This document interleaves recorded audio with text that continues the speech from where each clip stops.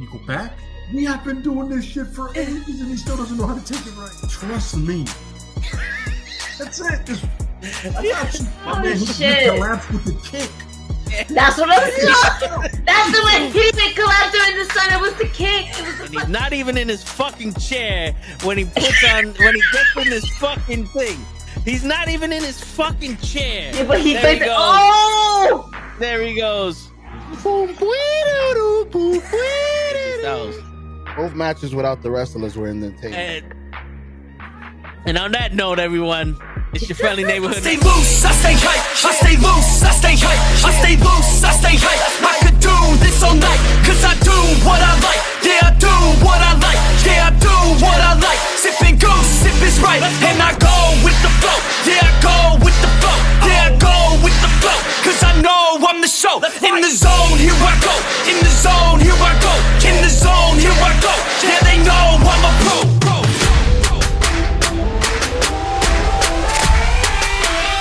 Let's go, let's go!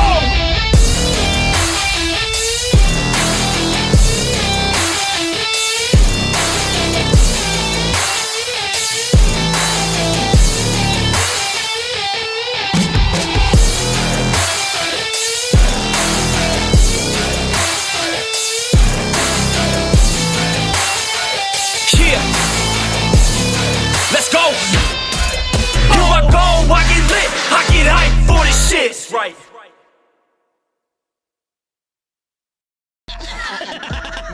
Word. He be like, I got a left elbow and a right elbow. I can break your face with any elbow. Make sure that you get elbowed in your elbow with an elbow. Got the arm bar, get the farm bar, get around with the bomb with the bomb bar. Daddy's gonna take you to Jersey Shore. Ladies and gentlemen, it's Thursday night, and you know what the fuck that means. It's Wrestling with Nukkle HeDD in the building. We put the voice modulator on for you, Kenny. Did he get the voice? Did you get the deep voice? Yes, I got the deep voice. Pay attention to me, Kenny. This is how we do it. We got Kenny, aka Papa Bear, in the building. My man is, he is graciously come in to help us out because Gigi has some personal stuff. She's not gonna make it tonight, so Kenny stepped in like the Papa Bear that he is. And we appreciate you coming on. And Gigi, the Knucklehead family always got your back. We here. You know what I'm saying? We got the Demolition Man himself, Lay, in the building. What's going on, Lay? Chilling, brother, chilling. Should be a fun prediction for an actual great-looking pay-per-view, to be honest with you. Not like the last one we had. The premium live event. We didn't have a pay-per-view. The premium live event. Yeah, that's right. That's right. So Show is on his way. He just stepped out of the job now, so he be here when he get here. So maybe when Kenny leaves, Show pop up. I don't know how that's gonna work, but we got a banger for you anyway. Not only do I want to talk about the Double or Nothing pay-per-view, which there are 9 matches that I just looked up there. 9 matches. So there's actually pay-per-view amount of matches. That means we're gonna be up until 1 o'clock in the morning. You know that, right? This is true. It's a good thing we got off Monday. Well, I don't. Kenny's pulling a triple on Saturday, and he's pulling a double on Monday. Yeah, my man's gonna have 1 hot dog on Friday, call that a barbecue. But tell me about it. Before we get into that, I want to get into the nitty and the gritty with Sasha Banks and Naomi, because there's shit going around. Mark Henry's mad at Corey Graves. There's people saying that they left way before Raw started, and they're saying that they left. That they announced the match anyway, but then they said that they left right when Raw started or something. They walked out on the show. There's so much stuff going on. I also want to bring up. I saw somebody on Twitter put out that if Vince McMahon would have buried Tony Storm the way that Tony Khan did, we would have been in an uproar. But no one gives a shit that it happened on AEW. I want to get your opinions on that one because she lost to Britt Baker. About that last night. Yeah, that was horrible. We'll get into that. Yeah. But let's get a little into the Sasha Banks Naomi shit. You know what I'm saying? Like, so the rumors are that they were supposed to win that match together. Oh, Naomi was supposed to win and was supposed to turn out into a triple threat match? Yeah, Naomi was supposed to win, and she was going to go on to fight Bianca Belair at Hell in a Cell. Yeah, and lose. Yeah, but I heard somewhere there was gonna be a triple threat match with Sasha and Naomi. Yeah. No, because they're trying to keep them far away from fighting each other at all. That's why when they had the match itself, they wasn't gonna they wasn't going to hit each other in any type of way. Okay, so all right, so that was the thing. Naomi's gonna win the title, and then I also heard that right before Raw started, they said we're gonna change the plans, and Naomi's not gonna win the match. Becky's gonna win the match, or some shit like that. And then there was speculation that that's why Sasha got mad and they dropped the titles on John Laurinaitis' table and left. But now I'm hearing that they're on some, why the fuck are we in this match? You know, we're supposed to be doing the tag team division. Why don't we, start a rivalry with Doudrop and Nikki Ash? Right. Because they're also in the match and they were like, nah. So they said, yo, fuck this. If you're not going to give us respect, we out. So what's going on here, Kenny? Kenny's the man with the plan. He got the inside scoop. So all right, so I do have like more information towards like this whole like situation, especially stuff that happened like backstage.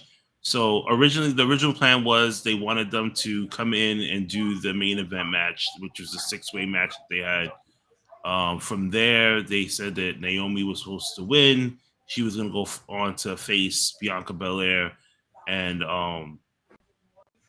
Sasha Banks was going to have a storyline with Ronda Rousey for, I think, Money in the Bank, and she was going to fight her at Money in the Bank and then lose. Both women knew that they were going to lose going into these championship matches, right? Yeah. So they're like, listen, we want to continue elevating the women's tag team division. Nikki Ash is going to be in this match. Doudrop is going to be in this match. They're both, like a brand new tag team. Let's start a story angle with them, whether it's in the match itself or at Hell in a Cell. So they did pitch something really good where they said, listen, if she's going to lose the match anyway, why not have them interfere in the match? We get into a brawl, and then we can go into Money in the Bank and defend the tag team titles. That's when they hit Sasha with the no, excuse me, we're not going to do that because you're going to fight Ronda Rousey at Money in the Bank. And she was like, no, I don't want to do that, especially if I'm going to lose. So they're like, well, you're going to hold on to the titles anyway, but you're going to put a whole bunch of people over at the same time. You're not really going to be defending these titles like the way you want to, because they kept pitching like different ideas to try and like get them to have matches for like the women's tag teams, and they just kept shooting it down. So I think eventually they just got frustrated about it, and they just dropped the titles. First they wanted to first they spoke to Creative, and this is what Creative had told them. So then they said, listen, let me get a meeting with Vince. But it was like way before the start of the show. Vince was like, no, this is how it's going to go down. And when they tried to talk to Vince again, it was really too late because it was already 8 o'clock and he's already getting started with Raw. So they just said, you know what? They went to John Laurinaitis. They dropped the titles on the table and they said, we're leaving. And then they left. Right. So that's one thing. As far as Mark Henry being mad at Corey Graves, first of all, Mark Henry is getting paid all this money just to say, and now it's time for the main event. Because that's the only thing I've seen this man do, right? I know that Jimmy Smith, who is one of the guys that does commentary for Monday Night Raw, he had said that the things the stuff that Corey had to say on air and the stuff that Michael Cole had to say on air was not off the fly. That was something that was given to them to say on the air. So for them to get mad at them and say like, yo, like this is what you're saying, it doesn't make sense because they didn't even come up with these lines. Like they're just listening to whoever is speaking to them in the back and stating like, hey, this is what we need you to say right now.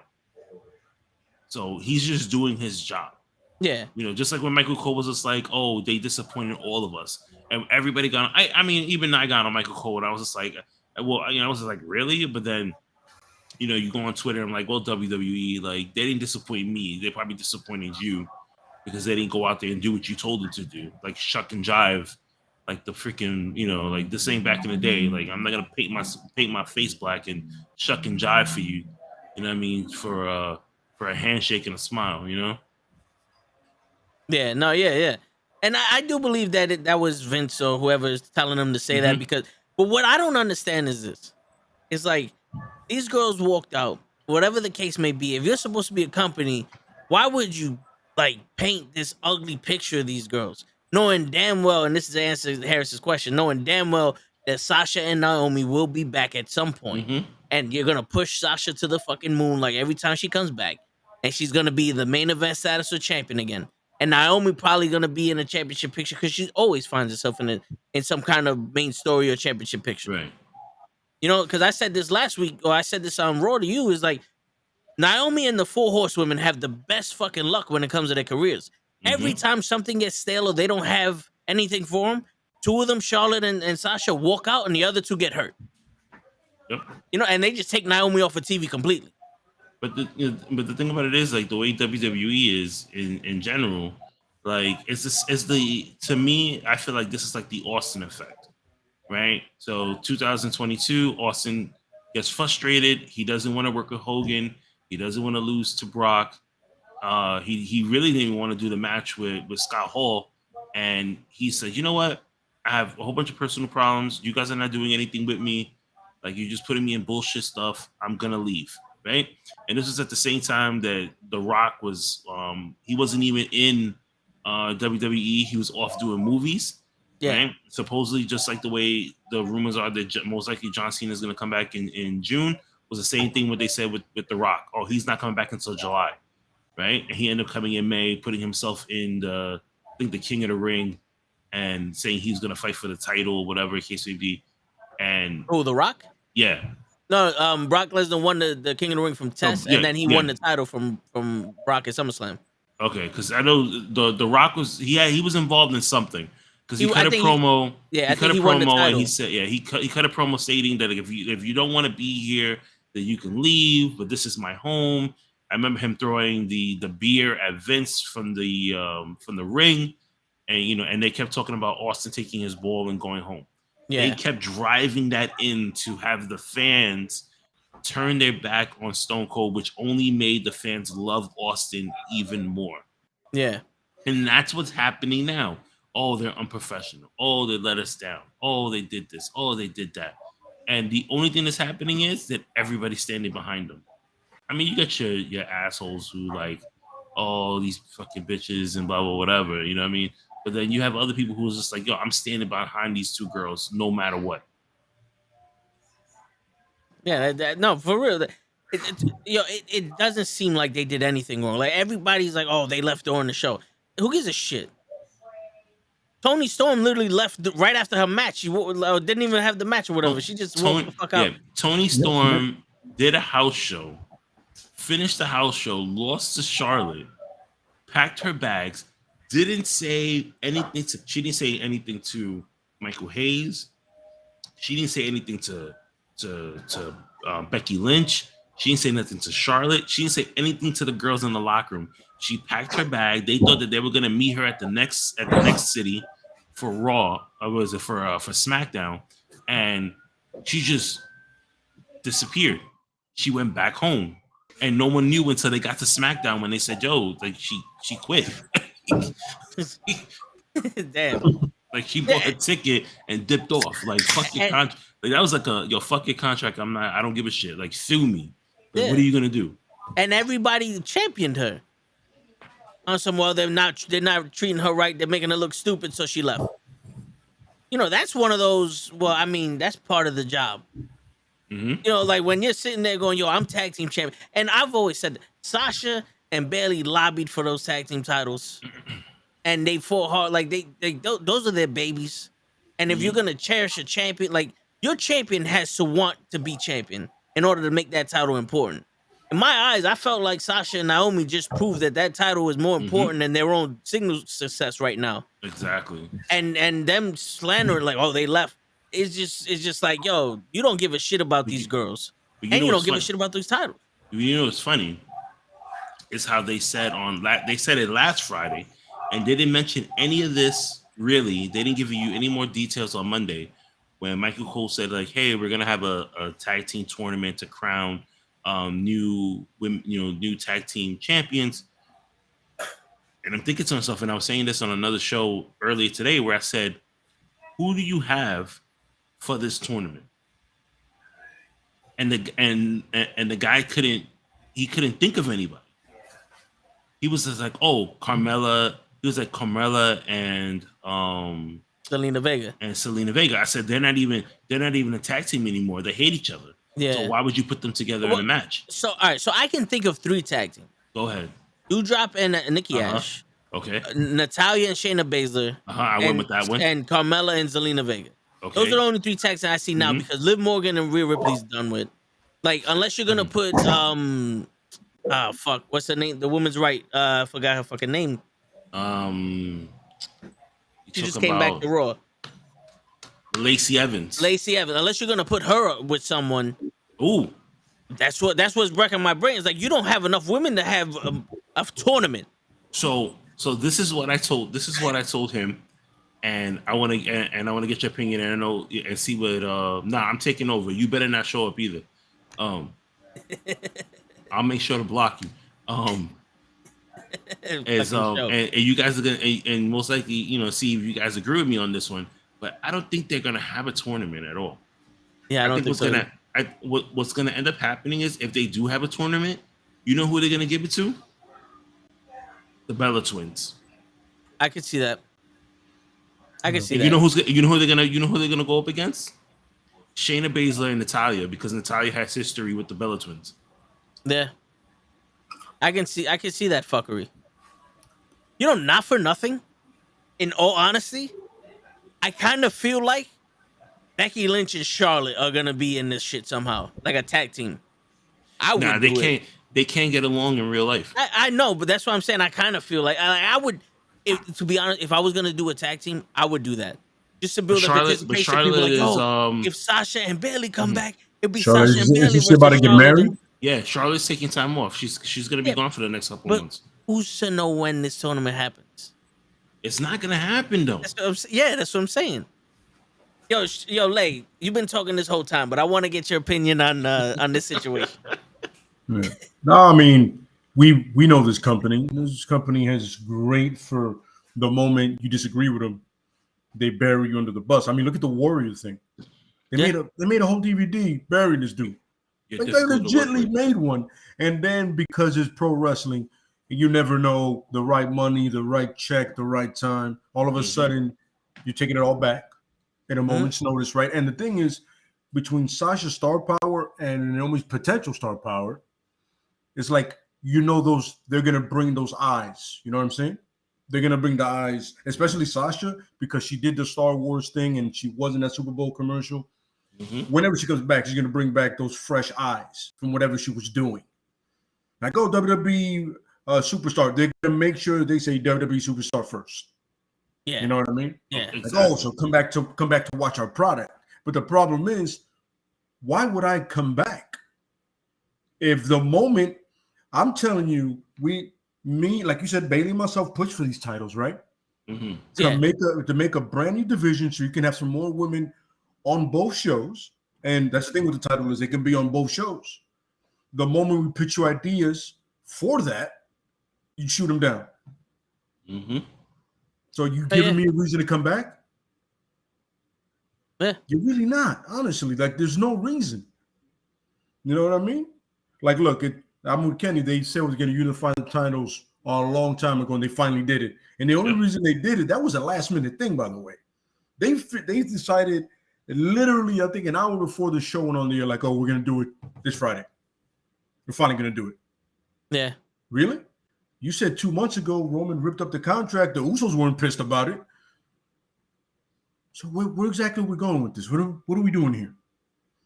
You know what I'm saying? And I'm telling you, all this shit is for naught. It's for nothing. Because fuck around, let's say you don't see them for a month and a half, right? And then the Bella Twins get the titles, as Kenny put, which I believe is true. It's going to happen because the Bella's got the itch again.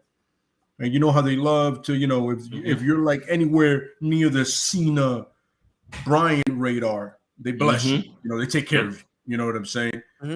Even if you're the ex. But the point is, they get it right. Then all of a sudden, who's a surprise opponent for some pay-per-view?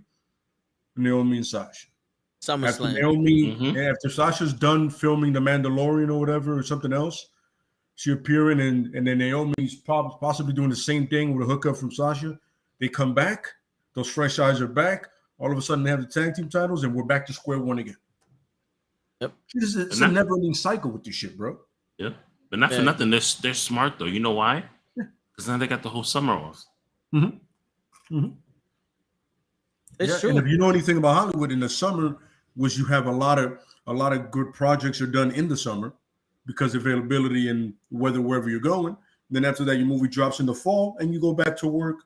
You know what I'm saying? Wherever you're at. Yo, and for Star Wars, in Sasha Banks' favor, you have Obi-Wan Kenobi, right? Obi-Wan that's dropping on Friday tomorrow. Yes. And then in August you have that the Andor show that the Spanish pilot. Well, that's it's more likely for her to show up in Obi than in Andor. I'm talking about like all the red carpet events and everything. Oh yeah, no, she's gonna be doing her thing, showing her face everywhere.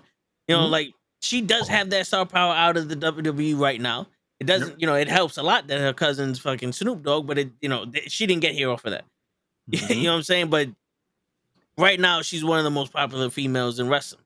I can see her being like a Rock Esh when it comes to bridging that gap between. Because how many female wrestlers have we seen go from wrestling to movies? Not a lot. Yeah, none of them. Like Lana was an actress that came to wrestling, but then didn't really cross. Eva Marie's trying her hardest, but she's CM Punk in that shit. Yeah. She's straight to DVD. Yeah. But Harris wants to know. He goes, "What's?" He's trying to figure out what Mark Henry has to do with this. And Mark Henry has a radio show with Dave LaGreca's brother. Busted Open. Busted Open. It's on XM Radio, and they report wrestling. And honestly, I kind of feel him when he says that he's like he said that Jay should have confronted Corey Graves. I don't think he should have confronted Corey Graves because, like they said, they feed this shit. Mick Foley said he hated doing commentary in the WWE because Vince was screaming in his ear, say this, say that, and he couldn't say what he wanted to say. Now they're telling him, yo, I'm this, unprofessional, we're disappointed, they let us down, giving us trigger words. But I am this. It's like, yo, why are you fucking like slandering this girl? Like, even if they did it to the guys, why are you slandering them? They're your talent. You know what I'm saying? Like just straight up be like, yo, Sasha Banks and Naomi perceivably left the building. Right. We don't have any further news. But you think about it, that's like every job though. Like if you do something in your job, you're a supervisor or you're a boss is gonna talk hella shit about you. No, it's true. But here's the thing though. If Naomi and Sasha Banks started talking shit, how many people like, yo, you would think they'd be more professional? But they're doing that now though. No, but you know what I'm saying? Like you would think that they'd be more professional and they're gonna, blacklist themselves from any wrestling organization. But then the WWE does it and no one says anything about, yo, if I was working for the WWE and I had a disagreement and stood up for myself, they're gonna treat me like this. That's why Andrade told those two guys from Mexico, nah, stay the fuck there. You don't want to come in. Yeah, he told Roosh and Dragon and Ding Lee, like, yo, don't come here. Don't come here. Like, don't do it. This is when he was at NXT. So, yeah. He was at NXT, like, just stay wherever you're at. And to be honest with you, it's none of our business. Like it's news. It's like everybody wants to know why they walked out, but it's none of our business. This isn't a part of the storyline. If something happened with one of us and one of y'all left, it's not like, where's Lay at? He's no longer with us. You know what I'm saying? Like, why am I gonna sit here and like, oh, he's a piece of shit. He wanted to talk about The Miz, and I said, nah, we talking about The Rock, and he left. You know what I'm saying?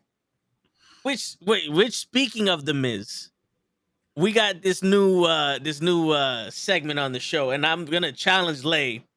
Lay, I need you to cut a promo on my man Kenny, because y'all gonna have a steel cage match at SummerSlam this coming up. And the winner gets to choose what show to watch. And Kenny already announced that if he beats you in this cage match, you're gonna watch all 3 seasons of The Miz and Mrs. So I'm gonna give you the the floor, and then I want you to give Kenny a good. See, ladies and gentlemen, in certain times in life, a man must forego being a man. He no longer can just be civilized and polite or even a gentleman. No, savagery in the cage is a must. So I want you to understand this, Brock Boo. In that cage, there's nowhere to run, there's nowhere to hide. And I'm going to show you exactly is why they pay me the way they do. Because I'm the best at what I do. And what I do is violence. Good night, sweet prince.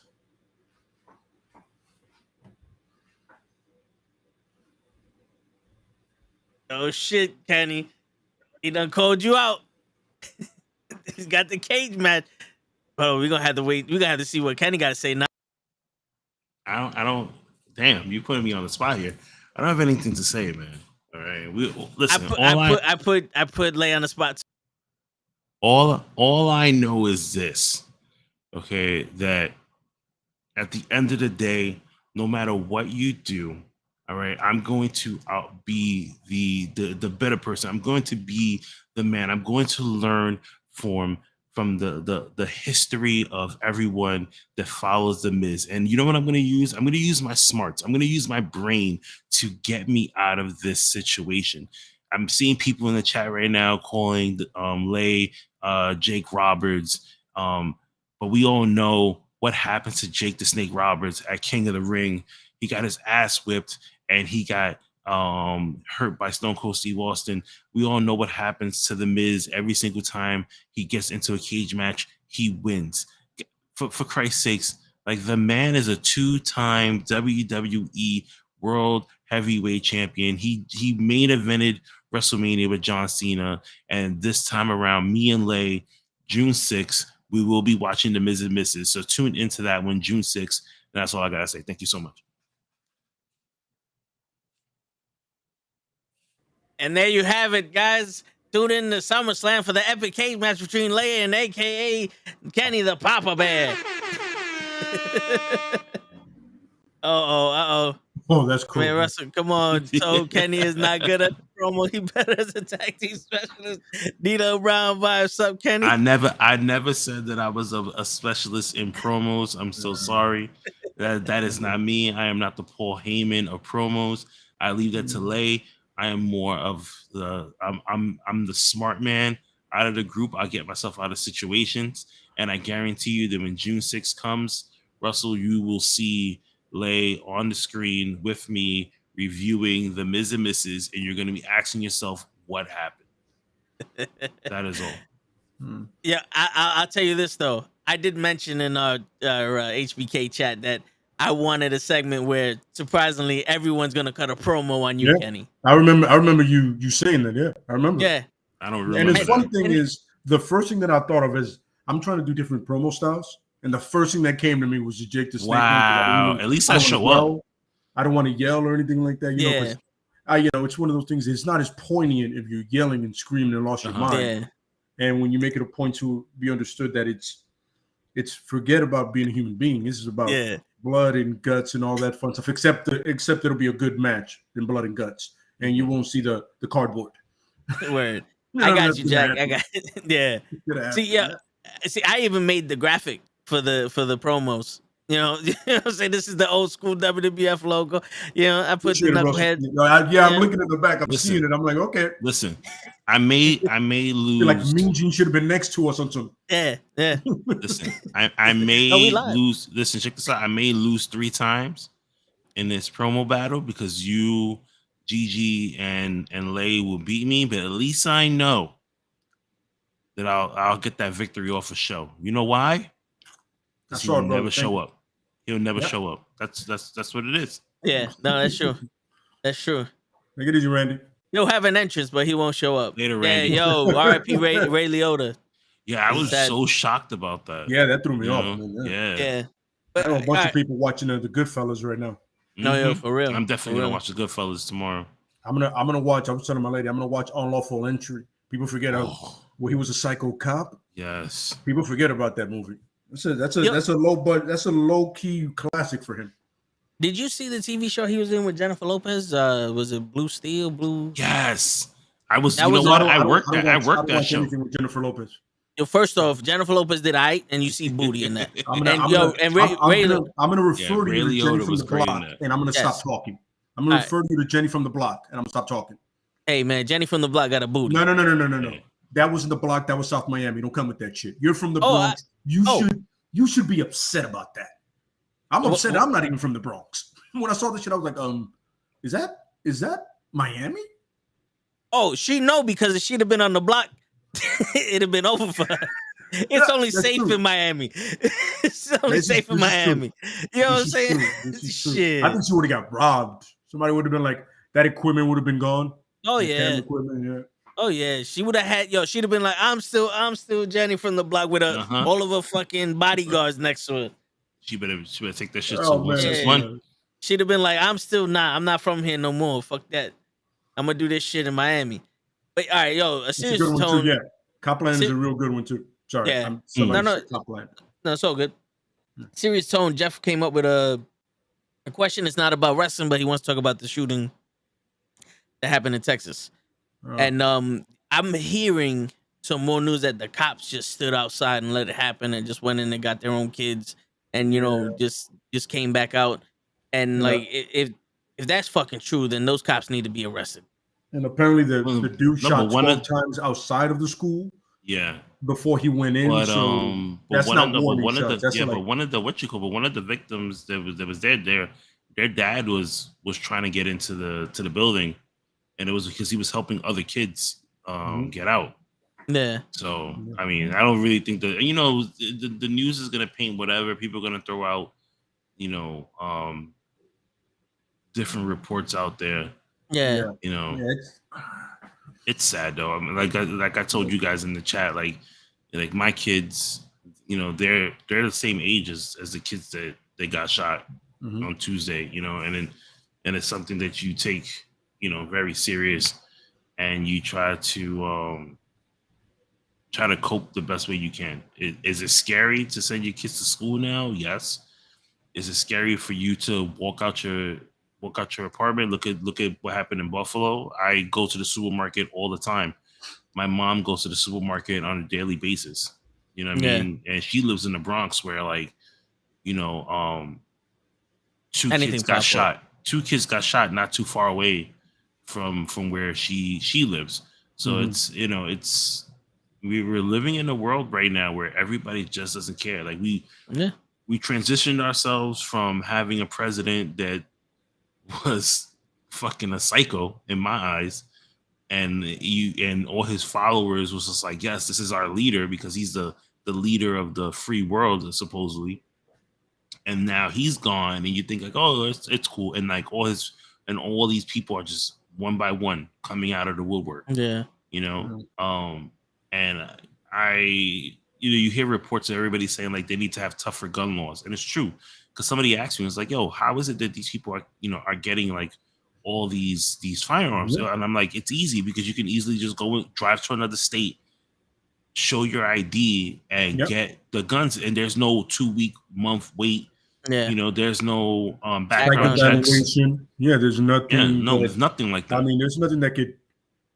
I mean, I remember when that shooting happened in Virginia, and then they stated how the kid got the guns. In Virginia Tech, my man literally went in there. He just proved that he lived in the state. Yep. State ID. And then that's all you need. He got guns and ammo for days. Yeah, and you And can look, I'm carry talking him. about the Virginia Tech shooting. How long ago that shit was? Oh yeah.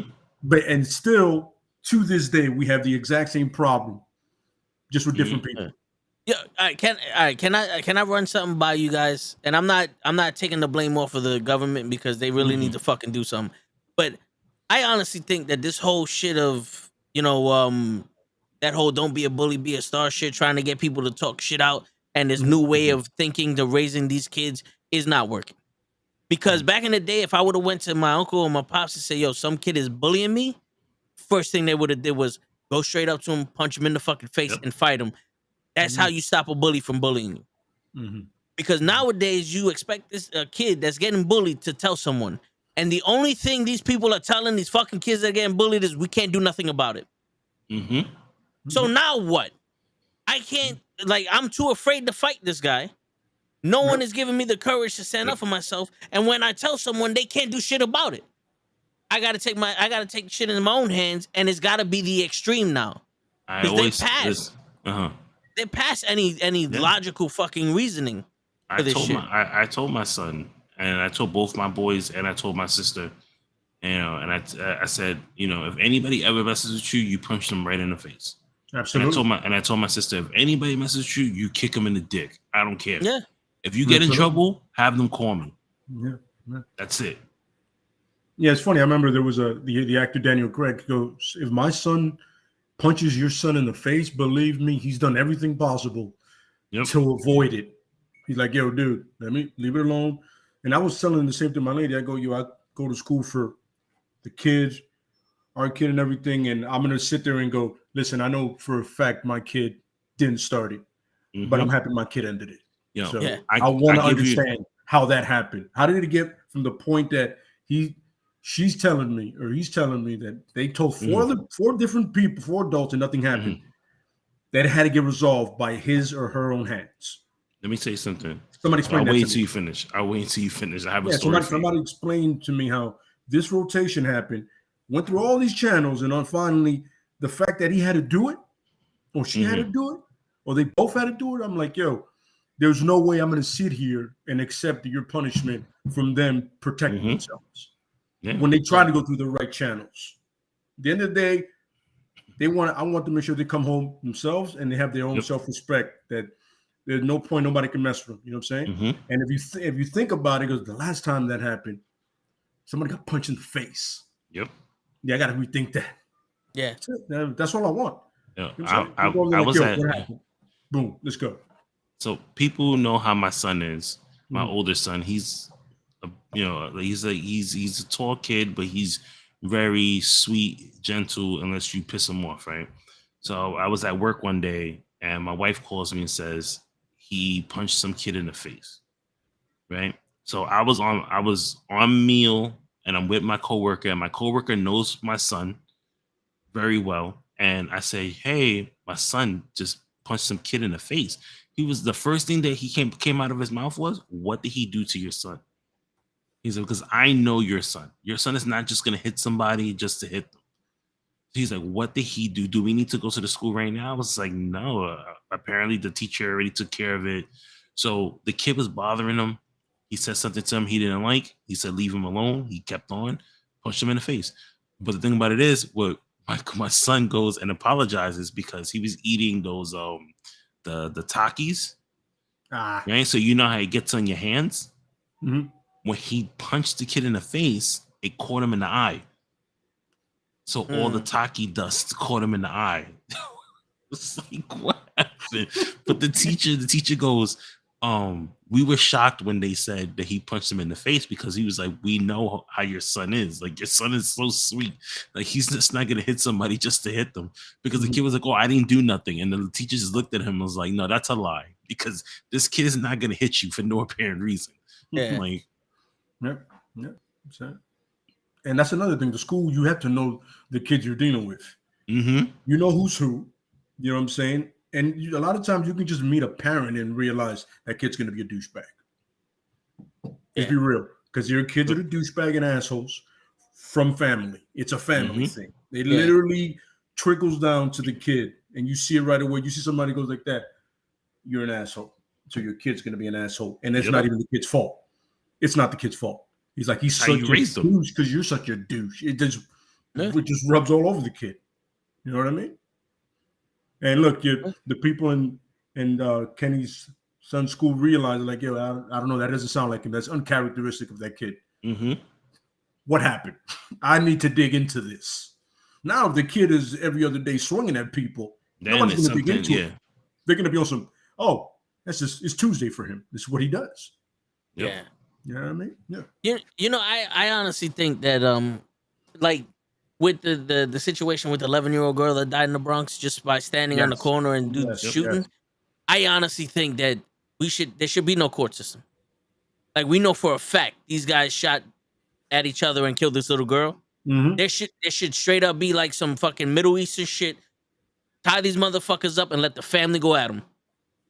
And this is the way the law is now, because obviously people don't give a shit. They're just gonna start shooting. But when you got consequences like that, where you're gonna be tortured, maimed, whatever they want to do to you, and then killed, pretty sure people will start thinking twice. Yep. Exactly. Like in other countries, you get your arms cut off for stealing apples. You could be starving to death. You stole this shit, cut his arms off. We don't give a fuck. We don't tolerate that shit here. Yep. But apparently, in the free world, we tolerate kids dying and people fucking not suffering consequences for the shit. Yep. That's bullshit. The biggest news story is fucking Johnny Depp's case. That's Kids what are we need to dying in the talk street. about. Yeah, that's a stupid case. But kids are dying in the street, and they're talking about that. I remember when Junior died. I was like, yo, in 2 weeks, y'all gonna forget about it. Yep. And what happened? 2 weeks, they forgot about it. Yep. People even taking advantage of the Black Lives Matter shit. This woman buying herself a house with the money that they raised. Is like, yo, we're a country full of pieces of shit. When they were protesting the whole Black Lives Matter stuff and police brutality, They got him. They got him, Lay. They got him. You know what it is, man? He ain't cut the promo, bro. That's what it was. Somebody out here like, I don't know. I must have hit something. Brother. I must have hit something in my it was the government. Yeah. But it's Steve. Yeah, it was Steve. Yeah. You gotta Gigi's not here, so you gotta do it to somebody. Yeah, a lot of people. So they built like this campsite across the street from City Hall. And they didn't let law enforcement in there at all. So we would look from like afar and somebody went in with a camera and was just recording. People were like selling drugs in there. They were doing crazy shit. So that's when the cops was just like, yo, like, we got to do something. And they just went in there with hoses and just took everything out. Yeah. Yeah. It's just Yeah, man. I'm in favor of a reboot. To be honest with you, I don't think voting does anything for anybody. And what it's funny because I feel like if the mass shooting, right? If you're gonna hold the individual responsible, then hold every single politician that has not passed the mental check, the background check law. They need to get it too. Those parents that lost those kids need to get a moment with every politician that didn't let that go by. No, you're right. Yeah. Every politician that's not doing it for whatever reason, they're not doing it because they bitch asses and they get money on the side. NRA ain't gonna do nothing.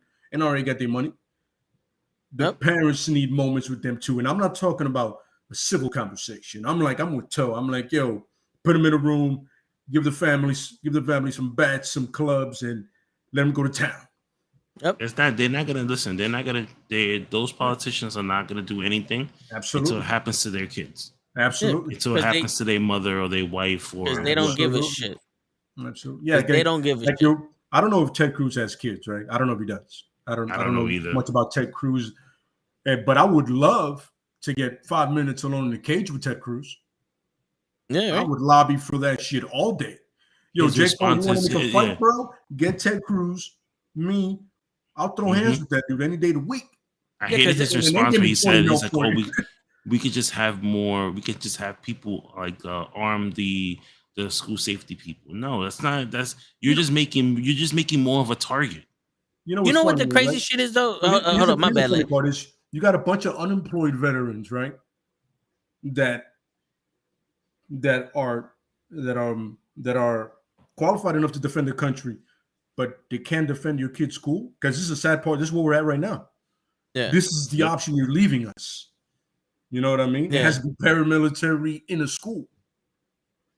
You understand what I'm saying? Paramilitary at this point might have to be in your kid's school because these politicians ain't going to do it.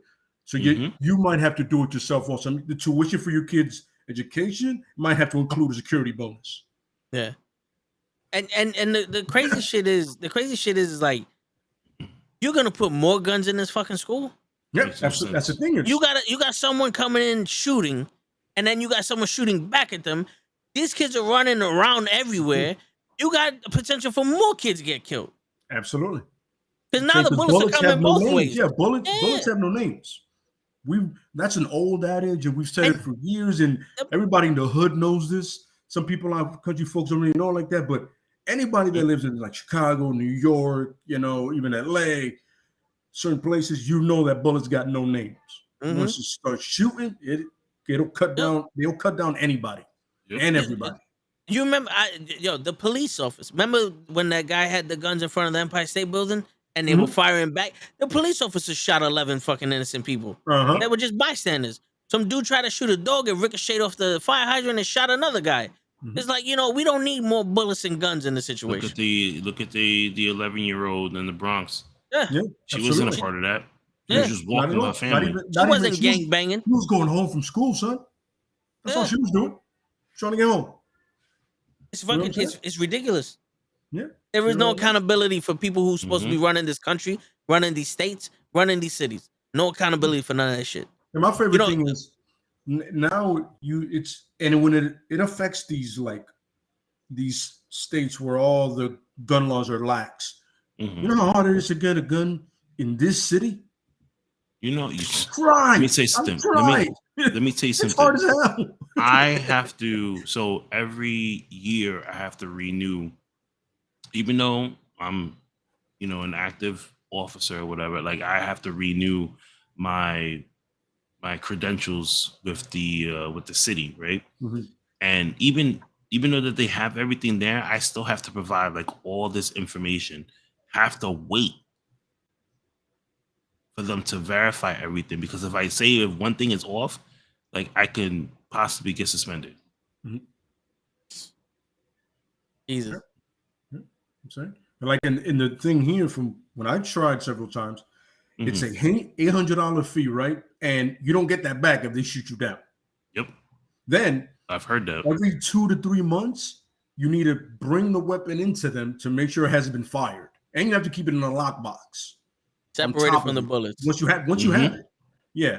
And then like I said before, you have to bring it into your nearest precinct and make sure that it was fired. And if it was fired, there has to be a justification why it was fired, the report, and all that. Do you understand the steps you got to take to get a gun here? Yeah. Meanwhile, if I go down 2 states, easy, I can literally just go, listen, let me just say this. Army I'm gonna get decked out like Commando, like Arnold Schwarzenegger Commando. Yeah. Even in Florida, you just need both your neighbors to be like, nah, he ain't crazy. That's all you need. You know what I'm saying? And it's just, it can't, and I understand why that became like that here in New York, because it was getting out of hand in the 70s, in the 60s, 70s. It was a little out of hand. Yeah. You know what I'm saying? And to the point you can't carry nunchucks, a certain stick, or a knife. Understood. I get that. But over here in fucking Texas, everybody's willy-nilly with a gun. Everybody's fucking Wyatt Earp. What the fuck, man? And then they want to justify saying, "Oh, crime goes down because everybody knows you got a gun." No, really? It just goes up more. Like grandma's packing. Let's not go put a gun to her head. All right. It's like what? Okay. Yeah, I just need a bigger gun with more bullets. Yeah, that's all it is. Like the fucking "Don't Be a Menace" in South Central. Yeah, exactly. My man pulled out the fucking nuke. Do we have a problem? You know what I'm saying? And even then, you laughed about it now, but you kind of think it's yourself, like, how the fuck did you get a nuke? Yeah, that's another thing. Yeah, like in the back of a mail truck too, of everything. I'm like, okay, shit. Yeah, but that's a fucked situation. It sucks. And the crazy shit is like, the crazy shit is like, yo, I went to Alfred E. Smith High School. It's in the South Bronx, 3rd Avenue, and I had to go through a metal detector and get wanted. But I'm in high school. You know what I'm saying? I'm old enough to understand the threat that's happening. Absolutely. When you got little kids in the elementary school, they should not have to be going through metal detectors. They should not have to be going through metal. You shouldn't have to worry about getting a cap in your ass when you're trying to get bread. Exactly. Yeah. Look, man. Yeah. I'm here trying to get my carb on. Why am I getting shot? That's all. I just want carbs. Yeah. Can I have my ice cream, please? Can I have my carbs? What am I getting shot for? Word. Yeah, it's crazy, man. I worked The all supermarket fucking one week. to me made no sense because I was like, why a supermarket? Like out of all places. They must have put Because the he knew eggs a on lot the of bottom. people. Because he knew a lot of people. Well, I understand the reason of sheerly of volume of innocent lives. But really? Yeah. No, go to a gun range and see how you work out there. you feel ballsy? Go to a gun store. See if you don't get lit up by the time you get in there. The dudes in there they're like, I wish a motherfucker would walk in here. Yo, my uncle, this is a long time ago. He used to be in the Gun Hill Gun Club. Mhm. And one of the cops that he knew was like, yo, listen, carry one. Because if someone robs you, this gun ain't gonna help you. Mhm. So he was telling me that on the way to his car one time, this dude had a bear that he called the fucking dog. Mhm. And he tried to stick my uncle up for his car because he had the Trans Am. Yeah, and my uncle was like, fuck you. He pulls the gun out. And he's like, don't shoot my dog, blah, blah, blah. And everyone from the gun club comes running out with all their guns to stop this dude from stealing my uncle's car. He's like, don't shoot my dog. He's like, we got to shoot this fucking dog. And then the cop goes, why the fuck do you have a gun out in the beginning? He goes, this guy told me to do it. He's like, yeah, if he would have had his gun locked away with his bullet separated, the dog would have ripped him to pieces. And it'd have been the dickhead that has a gun for protection and got fucking killed over a car from a dog. Absolutely, yeah. You know what I'm saying? It's a completely stupid, absurd. It's ridiculous that it happened. And all of these mass shootings are avoidable. Every single one of them. From them 2 losers in Columbine, even though they had 4 other friends. Yeah. What the fuck? That's a lot of people, bro. I'm sorry. I've known people that literally have 2 friends, and I'm one of them. You have 4 friends, bro. You two guys have 4 friends. I think you're all right. You know, that's a watch party somewhere. Exactly. Yeah. Like chill with your 4 peoples and have a good time. Yeah. Like you guys should not be sitting here talking about you like, oh my God, I hate my life. Like you have 3 other people that you can chill with. Hate your lives together away from everybody. You know what I mean? Go make something of yourselves. Shit. Yeah, you want to chill in the cemetery, dude, just do that. Just don't bring it anywhere else. You know what I mean? Yeah. But I honestly think with all the money that we fucking pay in taxes and all that other shit, the psychiatry should be free and healthcare should be free. They should go hand in hand. And it should be on some, if you're getting bullied or anything like that, here goes a number to talk to. Put out more shit for people who don't have anybody to speak to or they think they don't have anybody to speak to. Let them reach and get fucking help. Don't let them get guns. Because I'm pretty sure the dude who shot up the fucking elementary school, if he had a doctor to speak to, he wouldn't have killed anybody. But no. The fun thing is, won't ever know why, because they murked him in the middle of it. Yeah. You know what I'm saying? But the funny part is, he was a Salvadorian kid, so he got to die. Oh yeah, sure. If he was white, there was no putting you in handcuffs. By the way, for anybody out there starts losing their mind, I'm just saying is if we do the math and the memes are out there in the pictures, so a whole lot of honkies still walking around. Oh yeah, that mass murder. Yo, there was a dude. What is it that shot up that church? He's still alive. Yep. So they got him out peacefully. Just saying. Yeah, the law is not blind. If you were to get raped to death in prison, nobody's batting an eye on this side that looks like this. No, exactly. We're gonna be on some. Damn, that's sad. Yeah. Sorry. Not for nothing. The kid is lucky. The cops shot him because the one like you can rob somebody. You could be a drug cartel. You could have killed thousands of people with the drugs that you sell, whatever case may be. But like dudes in jail, they take killing a kid serious. Absolutely. Yeah, touching kids. Yeah, absolutely. Anything. I remember when Bleak was telling us that one time on the Tone the Show, like, yo, you kill it, like you kill or molest or rape a kid in prison. Yeah. I was like, well, good luck with that one. Juice. They have especially they stick you in Gen Pop. Word. Yeah. But yeah, man. Let's get something to not so utterly depressing and pissing me off. No, yeah, definitely. I get in the Punisher mode and I hate it, because I'm like, it could be solved in a lot of easy ways. But yeah. Yeah. It was funny. I saw that they have a program started with Walter and Ricochet. Did they? He's the next I'm not victim. calling him what's his face. I'm not calling him that name. Walter and Ricochet. Really? So Yeah, I guess so the what- Drew, I on just the SmackDown? Drew Gulak. Yeah, on one is SmackDown. Yeah, done. exactly. Okay. Kenny got it. Kenny got it. That's exactly it. Okay, Yeah. so it's Drew Gulak and Walter. But here's a funny part, and I feel like if Walter gets the IC title, that's a step down for a guy like Walter. You know what I mean? Yeah. Walter- Nowadays, yeah. Walter has that Roman Reigns kind of vibe that he can only be in Yeah.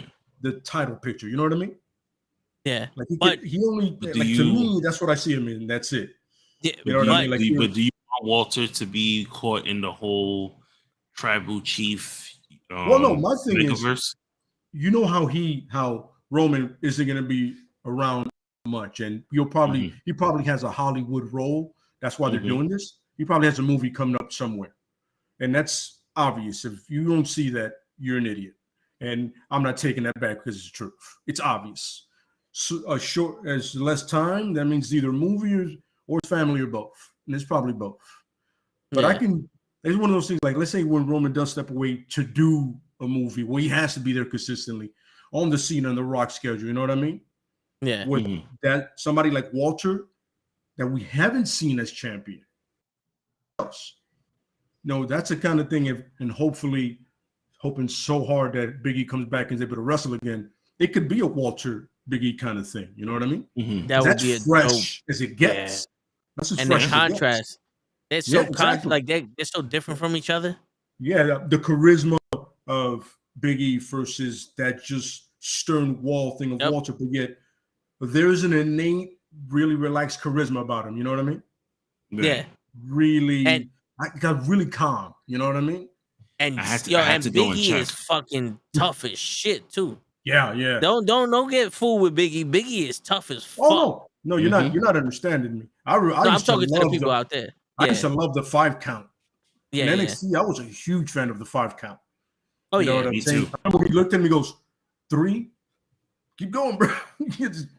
Okay, 5. So, yeah, you know what I mean? If we can get a kind of a mix of the New Day Big E and the 5 count Big E against Walter, that would be really, that dynamic would be awesome. Yeah, that would be. But I honestly think, well, all right, listen, this is pie in the sky theory because I know it's never going to happen. But I honestly think if you gave Walter the Intercontinental title, he can make that prestigious again. And with Roman Reigns stepping out, and then the Intercontinental title becomes so much more important to SmackDown, I think Walter can, like Walter and Sheamus, Walter and fucking Ricochet or Big E or Kofi, anybody that's in there, like Walter will be that dominating force with the Intercontinental title. I think that would make it go back to the predominance it had. You know what I'm saying? But that was yo, Kenneth, you fucking mentioned Cena one more time, and I'm gonna kick you the fuck out of here. I'm just fucking with you. I don't think Big E's gonna return tomorrow because they said that his spine is not, his neck is not healing right, and they need more time and shit. I don't think it's gonna be Big E. It could be someone from NXT. What do you think? I think so too. Either that or Ricochet. But I don't. Who would it be from NXT? That's my thing. Is Carmelo like Hayes. Anybody that would fit is in a program right now. Yeah, Maybe that's Carmelo true. Hayes. I don't know. Carmelo Hayes is in the Find program. out I mean, tomorrow. he's in the middle of the North American title. Him, Sokoa, and Grimes. They're in a program, and it's funny because most of the time they have the best matches. Those 3. Yeah, that's true. On NXT. I mean, those are literally the best wrestlers you have in NXT right now. Tyler Breeze is returning. Is he? No, he's But he returns to He's on up, down, down. Well, guys, it's 10 o'clock.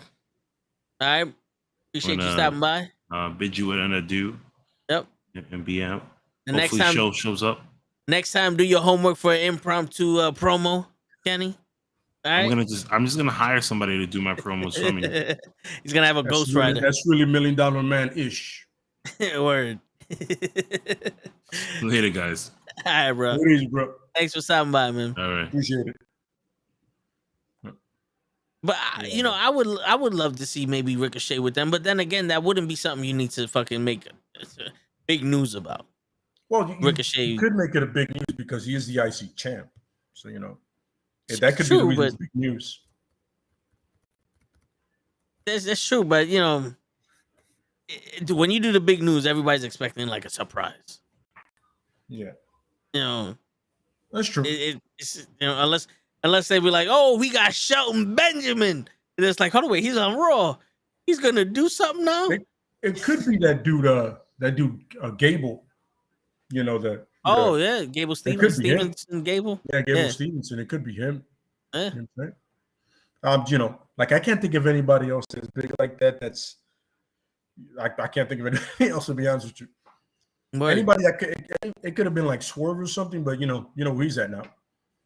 Yeah, that's true. Which yesterday's triple threat match with him, Swerve, Jungle Boy, and Ricky Starks was pretty good. Yeah, it was really that was just athletic. Yeah. Am I bugging when I say that? Like watching the WWE, it's a bunch of stories, and it's like what the fuck is going on? A little bit of wrestling. But with AEW, it's a lot of wrestling, but the wrestling is not really cohesive.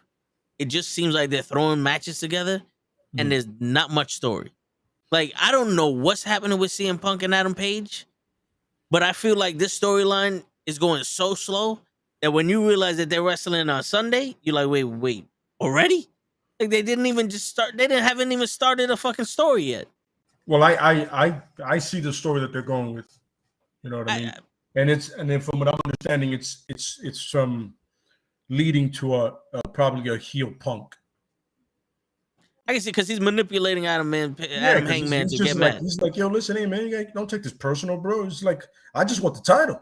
It's business, bro. And then Hangman is for some reason the babyface always has to be stupid. Yeah, they don't understand this. I don't know why is the babyface an idiot. Yo, it's like they're doing the Sting booking for everybody. Remember Sting and Ric Flair? He would turn on him every single time. Yep. I trust this man with my life. Why can't one babyface be intelligent? Yeah. You know what I'm saying? Yeah. No, it's true, but I don't know. I like AEW for the wrestling, but I'm sitting there sometimes like, I don't. Your storytelling is very, very subtle, or it's just like missing. Like MJF and Wardlow, I get it. I get it because it's in our face. We see it. They're making it a big deal. But it CM Punk and that Hangman Page, it literally just looks like, yo, CM Punk challenged you, and now you're pissed off about something. And I get it, CM Punk is making him pissed off, but it's like you was pissed off from the beginning. Yeah. And now all of a sudden you saying that you got to defend AEW from CM Punk. Like what? You didn't even mention anything about CM Punk being manipulative. How he's the reason why this company's losing ratings. Nothing. You're the bad guy. Why is he the bad guy? We don't know, but we're gonna have a match. All right, cool. Fuck it. That's just me. I'm watching more of Dynamite, and I'm like, yo, I honestly don't know what they're doing with Britt Baker right now. I know Britt Baker's in the main event, and she's gonna wrestle the winner of Chris Statlander and Ruby Soho tomorrow in the finals at Double or Nothing. But I don't know, like, are you trying to have her win this so she can still be on top? Or are you trying to get one of the other girls to beat her so it could be like, oh, look, these girls, did it? Or like, what's going on? Because she's obviously can't be in the title picture right now. Yeah, but with Britt Baker, no matter what, she's not going to lose a position if she doesn't win. Honestly, it should be between Ruby Soho and the other girl to win. It can't be Britt Baker because that's not the smartest move to make. That's really stupid. And to Jeff's question, Serena Deems, I would say, does need a mouthpiece, to be honest with you. But she's cutting some really simple, basic promos, so it fits her character right now. There's nothing complicated about her promos. You know what I mean? Yeah. So for right now, she's okay. But like, if she were to win the title, she would definitely need a mouthpiece, somebody that can talk for her, because she's not the strongest on the mic. You know what I mean? I'll tell you one thing though. When they had that promo face to face a couple weeks ago, it was horrendous. Oh yeah, Thunder Rosa and I think it was the first one that they had face to face. Yes, it was horrendous. Almost. Yeah. But then when she cut that promo on Dustin Rhodes, I was like, all right, this one you actually felt it. You know, she was like, I cut my hair for this business. I got fake boobs, and then I took them. Like, you know, I did everything I needed for this. Why would you say that this girl's better? You know what I'm saying? Like, it was like you saw, like, all right, listen, bitches, I sacrificed. I didn't just walk up in here and become a wrestler. I had to change every aspect of how I looked and how I feel and all that other bullshit. And I found myself, and I get that. It's beautiful. Thunder Rosa's promo yesterday was a lot stronger than the fucking one she did face to face, and it was just like them speaking. I think letting them speak by themselves would progress further. So when they speak to each other, they would know what to say. I can see that, yeah. You know what I'm saying? Yeah, it's just, you know, I mean, look at this one. In this card, we have 3 women's matches, I believe.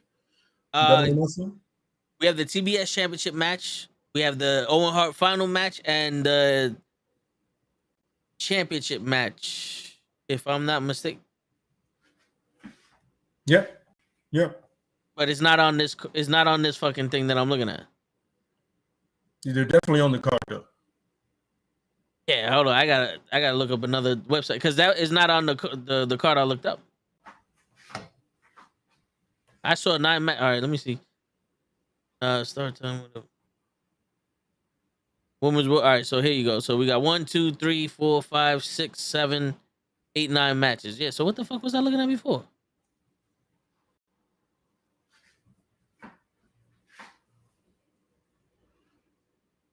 Oh, the TBS titles on the. Wait. They don't have the House of Black versus. No, they do have the House. Well, fuck it. All right, so they're on there. So we got the TBS champion title, Jade Cargill and Anna Jay, that women's match. Then we got the Owen Hart tournament, women's tournament finals, Britt Baker versus either Ruby Soho or Chris Statlander, and then we have Thunder Rosa versus Serena Deeb. Yeah, it's 3. Yeah. Do you want to start off with the Owen Hart Foundation women's tournament match? Yeah. Because all right, so we got to do 2 positions. Do you think Ruby Soho is gonna beat Chris Statlander tomorrow? I would hope that's why you have Ruby Soho. Yeah, I because Chris Statlander is replacing Sheeta, right? Yep. Sheeta was hurt or something. Hurt. And yeah, because wasn't Sheeta like pissed off? Yeah, she was like, she wasn't hurt. She was not aware of it. She was like, I'm hurt? Really? I don't recall that. So yeah. Yeah. So all right, so we're gonna say Ruby Soho's gonna win tomorrow and then face Britt Baker. Yeah. Which I think it makes sense because Britt Baker beat her for the fucking women's title, what, twice already? Yep. And to have Ruby Soho win this, it would, one, give validation for Ruby Soho leaving, coming here. Absolutely. Everybody was saying how disappointed they were. Like, they made so much hoopla about Ruby Soho coming and then did nothing with it. Yep. So her beating Britt Baker, I think, would be like vindication. You know, for her character and winning the Owen Hart tournament, I think that would be dope. You know what I'm saying? Mm-hmm. Because that's the only thing I can see. Like, I don't know what Chris Statlander winning would do for her. Unless that's going to jump her straight to a fucking title match. I have no idea, man, to be honest with you. But then again, I see Thunder Rosa and Serena Deeb going longer than 1 match. Oh, yeah, because this is the first one. Yeah. Mm. Not for nothing. Yeah. I can see Thunder Rosa and Serena Deeb doing the fucking multiple matches. A cage match, a submission match, almost like a death match. You know what I'm saying? Like their lights out match. I can see that because these women can wrestle and they're tough as shit. No, taking away nothing from Britt Baker because she did the same thing with Thunder Rosa, but these 2 women are tough as shit. I completely agree. And to have just 1 match with them, I think would you be cheating us. You know? Yep. Yep. And how cool would it be? You see Thunder Rosa lose Serena Deeb, and Serena Deeb's the champion, and then Thunder Rosa wins it back, and then you see that little aspect there. Yeah. You know, it would be a little validation for Serena, but you know.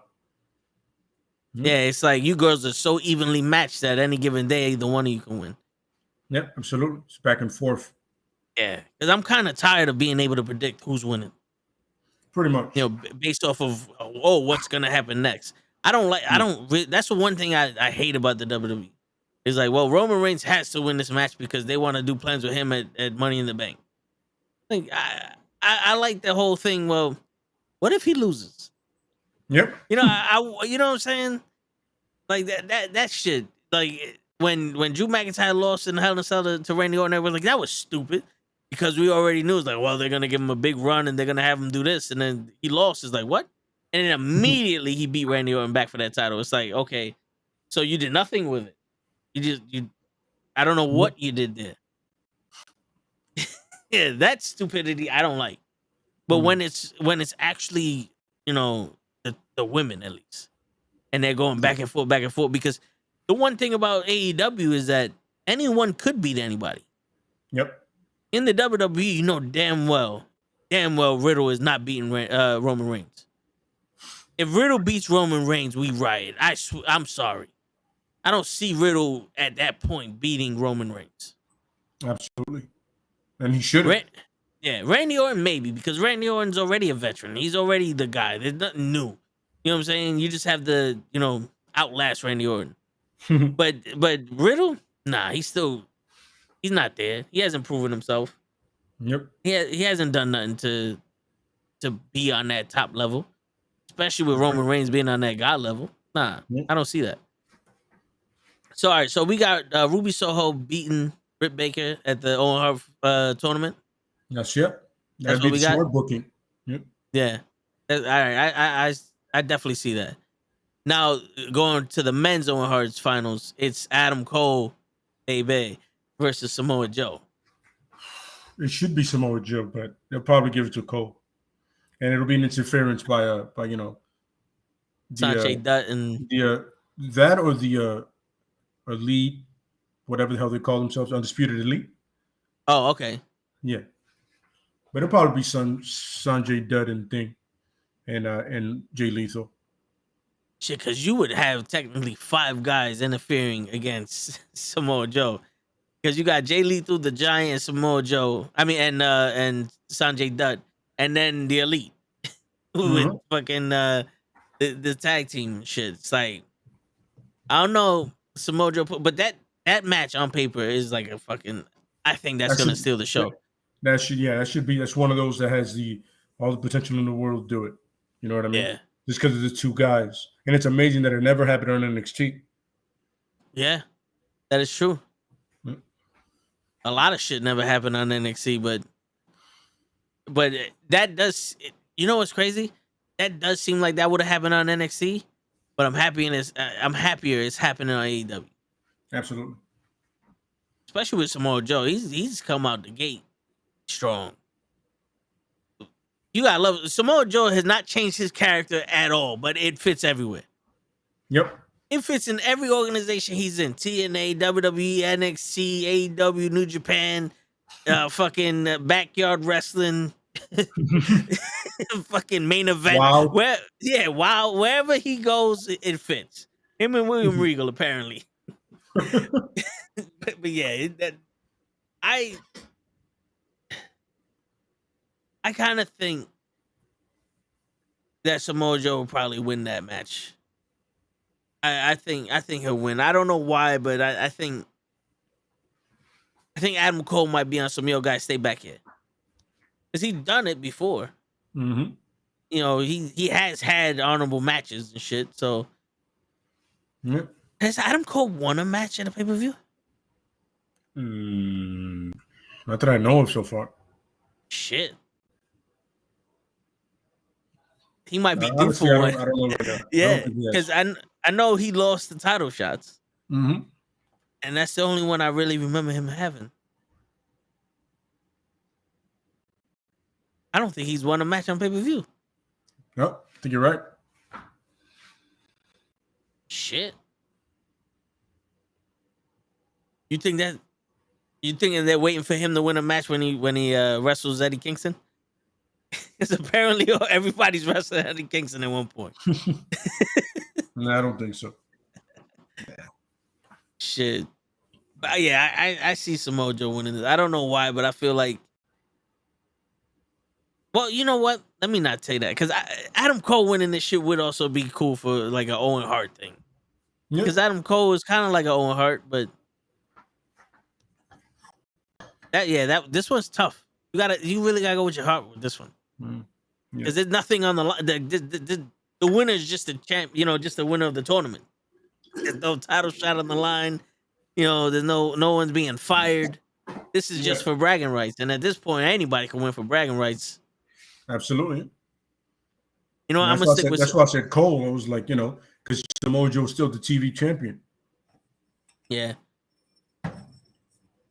I'm gonna stick with Joe. We got So we got Ruby Soho for both of us, Adam Cole for you, and Samoa Joe for me. Those are the Owen Hart tournament winning champions. Mm-hmm. Then we go into the 6-man tag match. The House of Black, Brody King, Buddy Matthews, and Malachi Black versus the Death Triangle, Pac, Penta, and Ray Phoenix. For the love of God, just end this already. Because the direction makes almost no sense. I don't know what the fuck the House of Black stands for, what they want to accomplish. Is there anything you want to accomplish?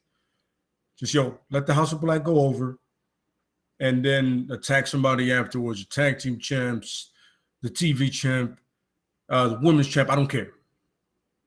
Let's have a direction for these guys. They're way too talented not to have direction. Yeah. And for the same thing on the other side, Penta, Phoenix, Pac, Fac. It should literally be Pac versus or Penta or Phoenix versus like Scorpio Sky for the TNT championship. Yeah. Something like those guys fitted perfectly for now, Oh yeah, seriously, yeah. It does seem like this is a throwaway match. This should have ended the last pay-per-view, but Phoenix was hurt. Mm-hmm. Absolutely. But still, at one point, you got to be on some, all right, we ended this shit. Phoenix, we're going to put you in some shit or whatever. Mad Cat Moss winning the Owen Hart tournament. Fucking show. Show things Mad Cat Moss. Cat Moss. The WWE guy. Puss in Boots. Mad Cat Moss. Oh, well, he's a new hire for Diamond Wrestling, baby. Shit.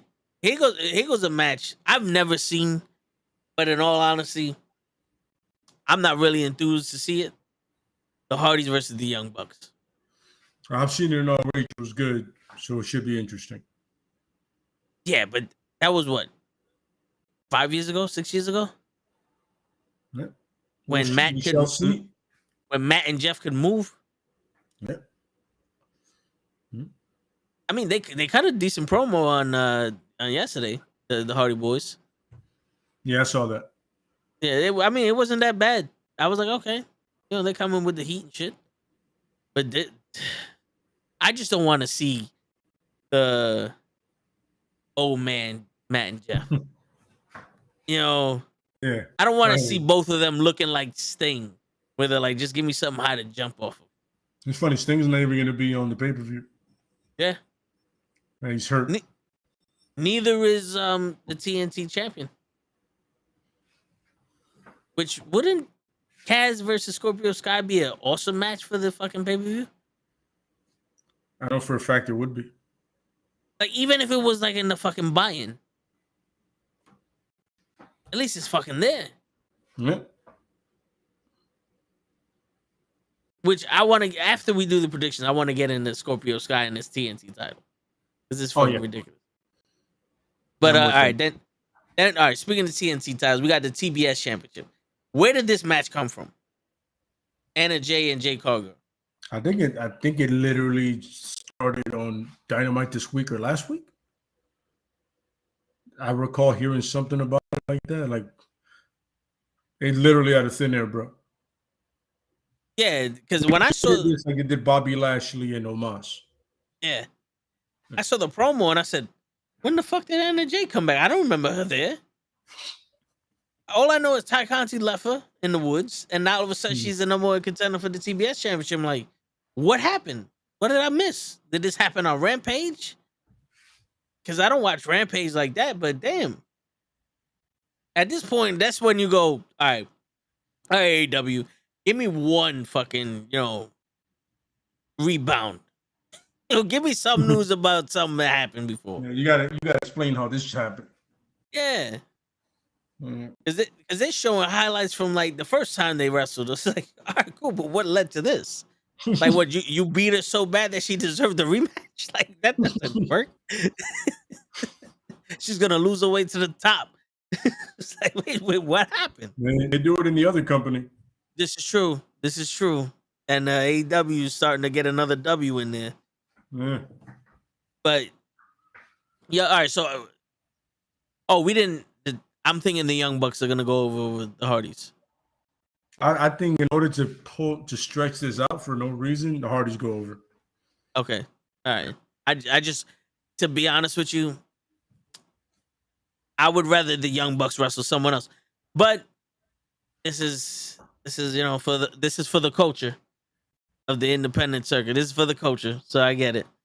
So now I'm thinking Jay Cargill's gonna win this. I think this is gonna be a squash match. Easily, yeah. She keeps her Goldberg streak alive. Yeah. Who's gonna who do you get to beat her? I don't know. Right now, I don't know. You know what I'm saying? If you sign somebody big, or you develop somebody big, like you start, other than that, I don't see it happening soon. Yeah. Because they're trying to promote these girls, like that girl, the MMA fighter that was in NXT and then came here. That was horrible. They promoted the shit out of her, and I didn't even see the match, and I knew the match sucked. Got it. They don't even fucking talk about it. Like, this girl don't even mention, like, yo, that day she was off. It's like, I was in Bahamas. I don't know who wrestled this bitch, but it wasn't me. Yeah. Like, I don't, but the only thing I can see probably beating, like, Jay Cargill if they do some stupid shit and they have, like, Red Velvet upset her. Because they're the baddies now. That's what I'm saying. Like, they're the baddies now, so one of them got to leave. You know how they always do the breakup. Maybe Kiera Hogan fucking beats her. I don't know. But they definitely got the master plan of let's keep the title on someone, so that way we don't have to make it, we don't have to do nothing with it right now. Very true. It's on her, and she's beating everybody. That's it. We're just gonna keep it like that. We're gonna keep it simple. I agree. Yeah. No, that's perfectly it. Yeah. Like, no one can complain if the title's on somebody. Yeah. Yeah. And she wrestles every other week. True. There is consistency there. Yeah. Unlike in fucking WWE, where the the most important champion in WWE TV is the 24/7 title. That's the most important women's championship fucking belt right now. That's crazy. That's some shit. And Dana Brooke is the fucking champion. Well, all right. Before we go off the start. All right, and now we got the tag team championship triple threat match. Jurassic Park. That should at least be fun. This should be fun. We're gonna see some power and some speed in this one. This is Power and Glory if I have ever seen Power and Glory before. Jurassic Express versus Team Taz versus Swerve. Swerve in Our Glory. That's a cool name for them. That's a cool name for them. Swerve in Our Glory. Okay. Keith Lee and Swerve Strickland. I kind of want to see Team Taz win this. I want to see Swerve in just for the promos. Oh, I the two coolest guys in the room winning it. Like, they're not calling themselves cool, but we all know the coolest guys in that match is those two guys. Yeah. But I would like to see, the only reason I would like to see Team Taz win is because I would like to see Stark be a double champ, even though the other ones are not recognized. Yep. And I genuinely like Ricky Starks. I genuinely like the guy. Like if you're smart and you book him the right way, he can be one of your easily one of your top champions with no problem. You know what I'm saying? Yeah, I like him also. Yeah. There's something about him that makes me want to be like, yo, this guy, I can't wait until he becomes, until he gets pushed to the moon. Yep, absolutely correct. Yeah, You know? Yeah, but I feel like if you take the title off Jurassic Express, which needs to happen, and you give it to Swerve and Keith, it would working with Swerve and Keith would could only help Ricky Starks and Hobbs. You know what I mean? Like Hobbs can learn how to be a better big man working with Keith Lee, and then Swerve can push Stark to his athletic limit. Yeah. You know what I'm saying? That's kind of why I want to see Team Taz win, because I'm pretty sure once Team Taz wins, Jurassic Express is going to fall back. Mhm. They're going to fall back, and it's going to be the Christian show. Yeah. And then you can have Swerve and Keith go after them. You have at least another 2-3 matches with Swerve and Our Glory and Team Taz. That's a story I can see keep going. You know what I'm saying? Because, especially now when we don't have too many tag teams being represented in AEW, right? It's hilarious because FTR is not even on the card. Yeah, that's crazy. And they're literally one of the most over things in all of wrestling right now. Yep. I would never thought I'd see the day I see a babyface FTR. Holy shit! And they just had these two guys come in and Jeff Cobb and thing. Oh yeah, that should be fun. Yeah, because I'm a huge Jeff Cobb fan, so I can't wait to see that. Yeah, and I like with those two. That means that Will Ospreay can't be far behind because they're part of his faction. Okay. Yeah. Shit, and I know Will Ospreay has some beef to settle with Moxley. Well, it's more of a one-sided ass kicking than it is a beef because Moxley hasn't lost against him yet. Well, apparently he kicked out. In that he kicked out of a stomp. That's not his move. Yeah. I would love to see Keith Lee and Samoa Joe team up. Yo, I would rather see them wrestle each other. I'm not gonna lie. Yeah, that would be a card because the one thing that they both have this look on them, like they the baddest motherfucker in the room. Yeah. Samoa Joe has this intensity to him, but Keith Lee has this smoothness to him. So to see Samoa Joe just scream at Keith Lee and Keith Lee looking at him like, "Sir, why are you so agitated right now? If you have a problem with me, maybe words wouldn't need to settle this. We can do something else." You know what I'm saying? Like, I think that dynamic would be crazy. It would be like when Samoa Joe and Nakamura had that promo in NXT. Yeah. Where Samoa Joe's tight and Nakamura's like, "Am I supposed to be afraid of you?" Like, he just did the little, really? Fuck is that? Yeah, Jeff, we are doing predictions. Yeah, we're doing the predictions right now, Jeff. You haven't been paying attention? You came in for the predictions. We saw the predictions because you rushed us and you wasn't even here. Get out of here.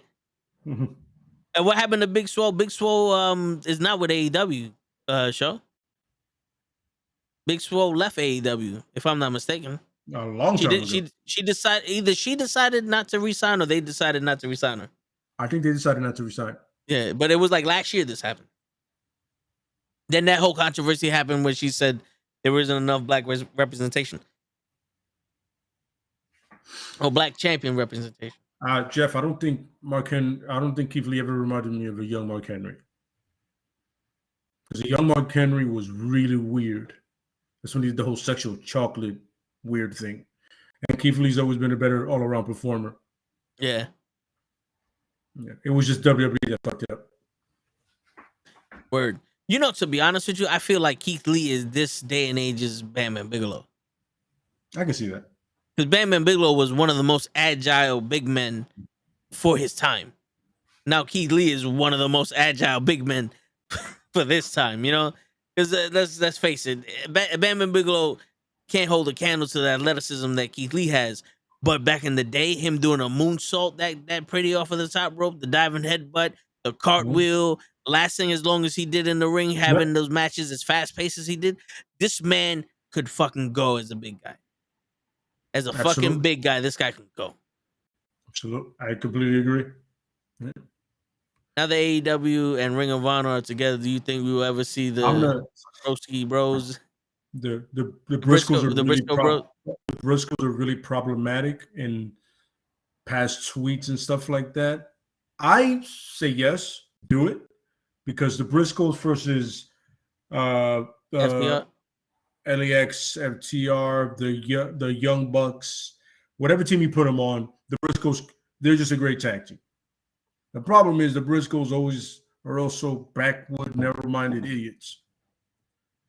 You know what I'm saying? So that's the problem, is that they're able to tweet, they get themselves in trouble. Yeah. But I figure after Forbidden Door, you can possibly, I figure sometime during the fall, you can bring them in. You know what I mean? Let them, because they're doing a lot of NWA, other tour stuff, Impact. After Forbidden Door, bring them in. Yo, I would love to see the Briscoes versus Proud and Powerful. Yeah, absolutely. When they stop this bullshit with Eddie Kingston, I don't give a shit what anybody says. They left Jericho to do the exact same shit with Eddie Kingston. That's a waste of their fucking time. And to be honest with you, my interest in them is going down. It's going down even further because now they're just fucking muscle. They're just a waste of talent. And I wouldn't be mad if they walked out and said, yo, stop doing this shit to us, man. We didn't come in for this shit. We're a tag team. We were supposed to be a fucking tag team, and y'all motherfuckers got us bodyguards to these punk ass motherfuckers. Yeah, listen, either give them a legit push or make them heels and just call it a day. Yeah. Because remember, they came in as heels, so. Something. It was at least when they did the shit with the Inner Circle. When they had their own rivalry with FTR. And then you bring in Conan. Not for nothing. Bring in Conan for them. Because Conan's always been body and roddy. You know what I'm saying? And that's that edge. Conan can be controversial. Imagine Conan cutting some promos on the Briscoe brothers. Shit. Honestly, I think you're better off having Homicide do it. No, I hear you. But I mean, but the thing is, you would expect Homicide to wrestle. Conan would just be it'd be the MVP type shit. But, and yo, have you seen that? I got the video. I'll send it to you if I can. Long time ago, where Conan's doing an interview and he's like, yo, there ain't that much fucking Spanish people being represented, represented right in wrestling. Yeah. Yeah. He cut that thing and he's like, yo, we got nobody. It's all white people. Like, we don't get no titles. We don't get shit. We just be fools.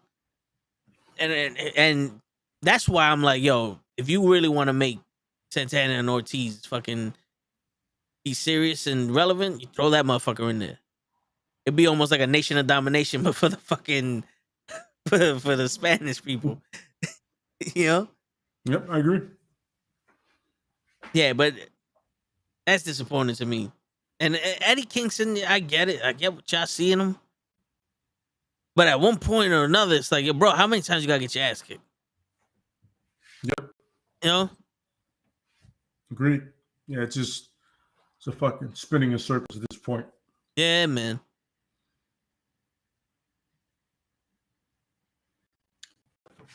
All right, so that's the tag team championship. We went on a tangent, but all right. So you're saying Swerve and Keith Lee? Yeah, that's my pick. All right. I'm going Team Taz. That's my pick. I think it's time for Jurassic Express to lose these titles. They did nothing with them. Absolutely agree with you. Yeah, and it's sad, bro. Yeah, this is the problem. AEW can write the ultimate fucking climb for success, but cannot write the success. Blockefeller Records, what's going on? Let's see what you got to say. What up, fellas? Dutch Mantel said watching WWE is like watching paint dry and watching AEW. You feel you are actually watching professional wrestling. I totally agree with him, but do you guys agree with him? I think watching WWE is like watching elementary school kids try to do arithmetic. It's confusing as shit.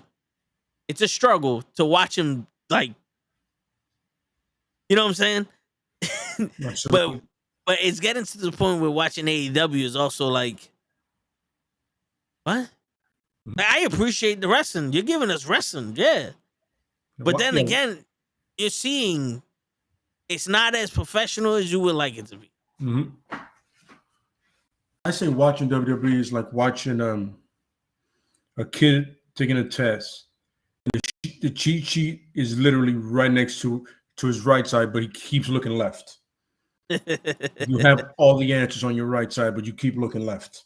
Yeah. You're doing this instead of like, it's right there, bro.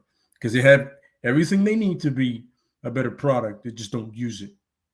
One time they do look left, it's like they do one thing Roman right, or they do one thing right. Yeah. One thing proper, and then they screw everything else up. You know what I mean? Yeah. And then with AEW, it's the same kid taking the same test, except he looks to the right a little more often, but not enough to score a passing grade. Yeah. You know, like he'll get a 60 or like a 65, 69, but not 70. Like he's not passing. Yep. WWE, that dude is literally getting a 20 because he's just like, he refuses to look to his right. Yo, WWE is a wrestler that knows who he is, but has a bad gimmick and doesn't know how to pull it off.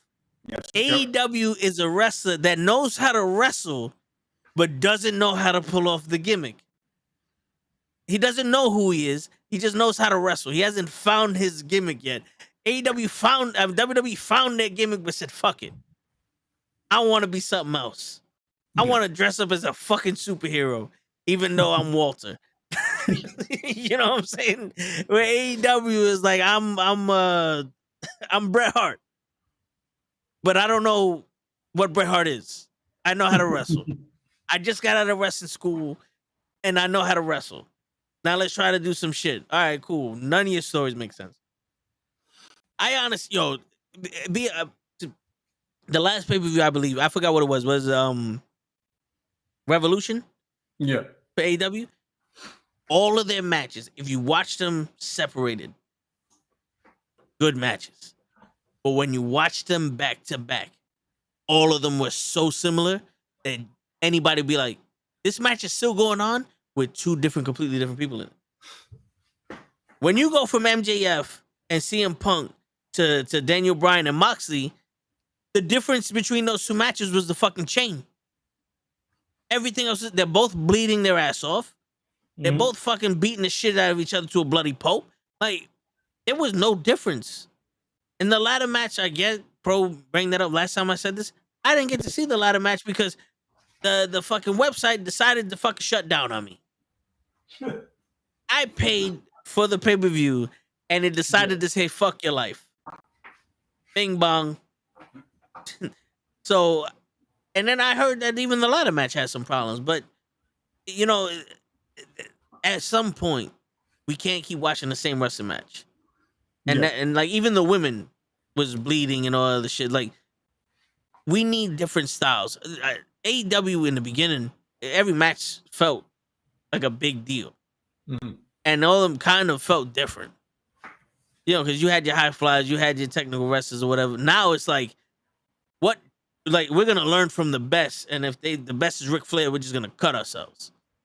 They took nothing else from Ric Flair, but we're going to blade ourselves. Yeah. Abdullah the Butcher, Ric Flair, fucking Dusty Rhodes, we're going to blade ourselves. That's what we're doing. Yeah. That's how we wrestle now.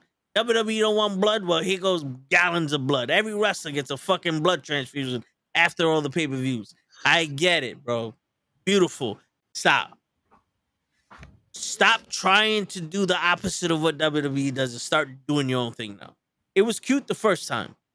Yeah. It can't be a niche. It cannot be a niche. No, I agree. Because then what? WWE's going to do midget wrestling? And you're going to have ultra giant wrestlers. We got a federation of guys that are taller than 7'6". Like, wait, what? That's what I see. Stop chasing them. Be your own company. We wanted to see you. Yeah, no, I completely agree. No. It's going against the grain, and there's just abusing that. Yeah. Yeah. All right, what's the next match? All right, we got Anarchy in the Arena match, which I might need you to explain what the fuck that means. That's pretty much 5-on-5 gang warfare. That's all that shit is. Okay, it's like cool. It's like Chicago street fight. All right. Because they love to put the cute names to matches, and like no one has no one has like the rules for this shit. But Jericho Appreciation Society, the dickheads with Jericho, versus the Blackpool Combat Club, Bryan Danielson and Moxley, Eddie Kingston and Santana Ortiz. They're not even gonna put Wheeler Yuta in this. Is Wheeler Yuta hurt? I think Wheeler is in a New Japan tournament. He's in the lightweight championship, I think. Okay. The junior cup championship. I think he's in that. Okay. And remember, and he also defends the ROH title, I think, sometimes in the other pure places. title. He has a pure title, so yeah. Yeah. So him not being on there is not a surprise. Okay. It's not she got shit to do. All right, so for people like me and Show, what's the pure title? The pure title is pretty much all right, perfect example, right? One of the first champions was Daniel Bryan, right? Or Bryan Danielson, right? Yeah. And literally it's as technical catch wrestling as you gets. It's pretty much hold for hold, none of that super kick bullshit sometimes. It's hold for hold, like as close to legit wrestling as he's gonna get. You know what I mean? Pure wrestling. And is that the one where you have to shake hands before and after the match? Well, that's just an ROH thing. Okay. That's ROH in general. It's like, it's just honor. The code of honor. You know what I mean? Okay. Yeah. So that happens in every match in Ring of Honor? No, not most of the time it does, but sometimes you have certain feuds that they don't get along. So yeah, all right. For the most part, like you saw Trent Beretta and Joe do it when they had their title match. Yeah. Yeah. Okay. All right. So it's pure wrestling. So there's none of this spot shit. It's pure wrestling. All right. So that's why they call it the pure championship. All right, that makes sense. I like that. That's something different. It gives them their own distinct fucking brand there. Who do you got for this match? Because I'm gonna tell you right now, I think Jericho's winning this. In order to further the feud, Jericho, but I want it to end. So I want it to be the other team because I just don't like this whole Jericho group. You know what I mean? Yeah. It's a. I don't know if they're going for a piss poor attempt of making fun of the WWE, like if that's their shtick. To over exaggerate the fucking superstar shit.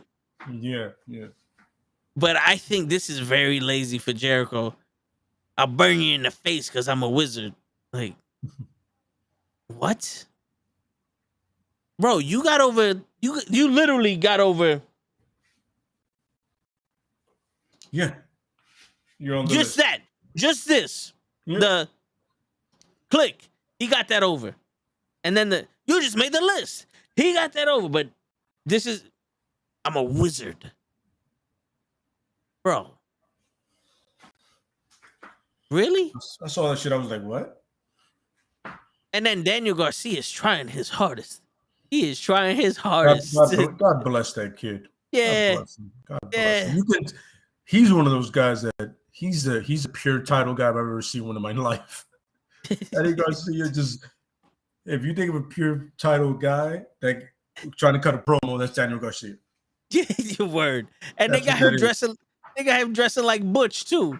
Oh my god! I remember when I saw that, I was like, "Wait, I know this guy." He's a child. Yes. Did you see what they did to that security guard yesterday?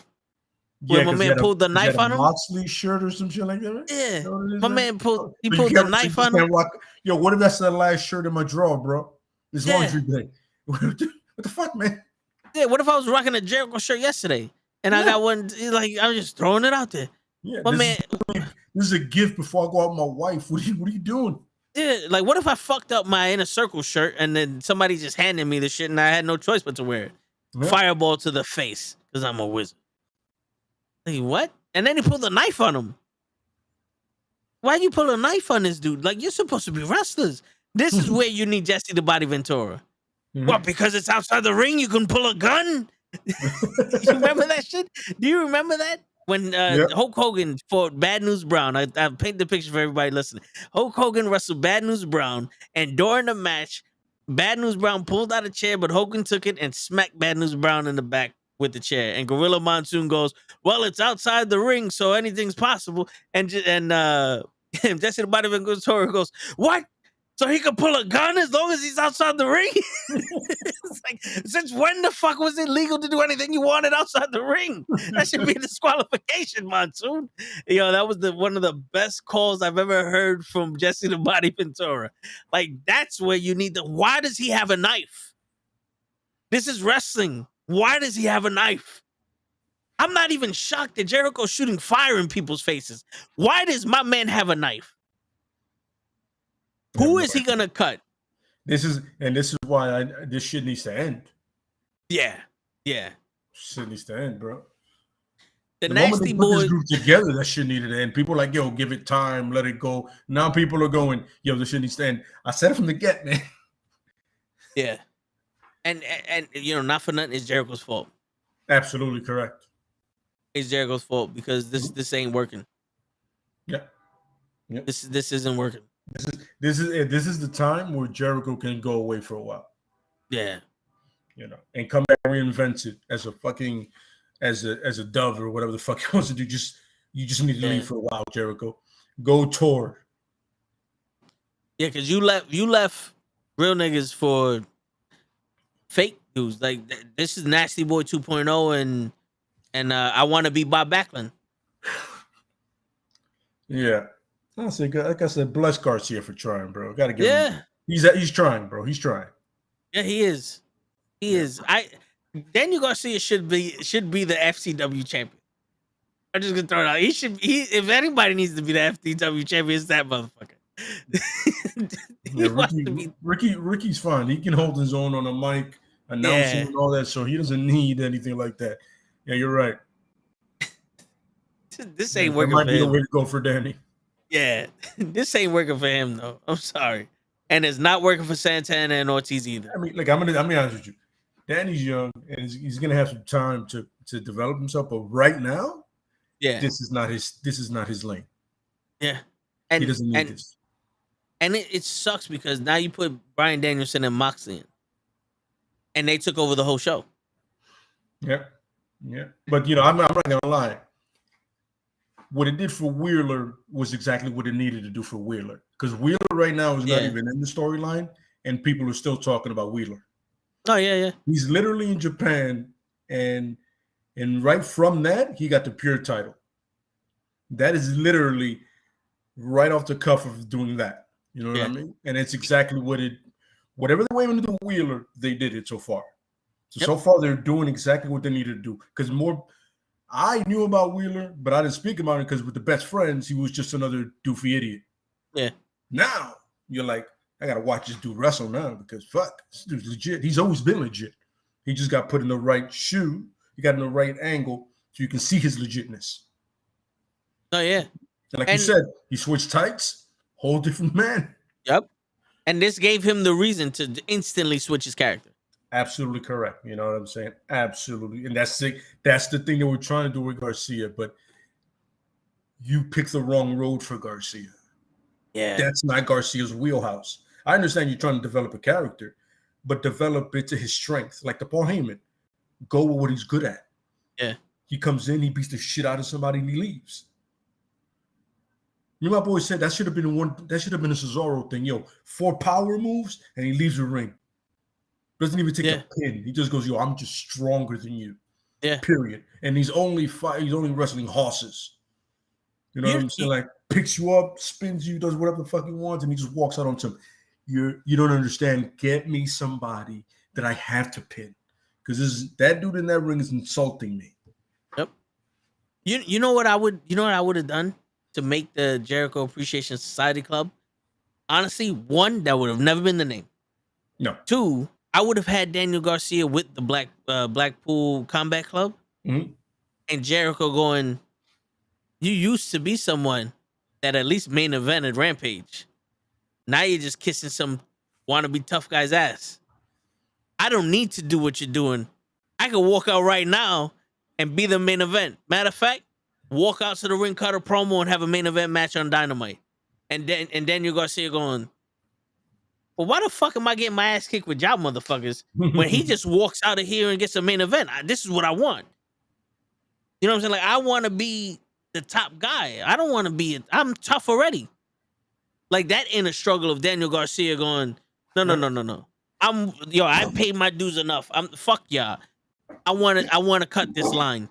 And then Jericho's teaching him how to become Y2J, like how to become the guy that talks his way to a title. That's his protege. Yeah, you know what I'm saying? And then like 2.0 and well, Jake Hager's there because he's just Jericho's guy. And then the opposite of the Blackpool Club, the opposite. Yeah, and 2.0 is like trying to deal with Garcia, but Jericho's like, yo, you guys are fucking idiots. No one's gonna take you serious. And then you change their name to Be Serious. And have a legitimate guys. No. We're gonna do things the right way. Y'all do things the hard way. And they could have been named the right way. For I give a shit. Anything other than Jericho Appreciation.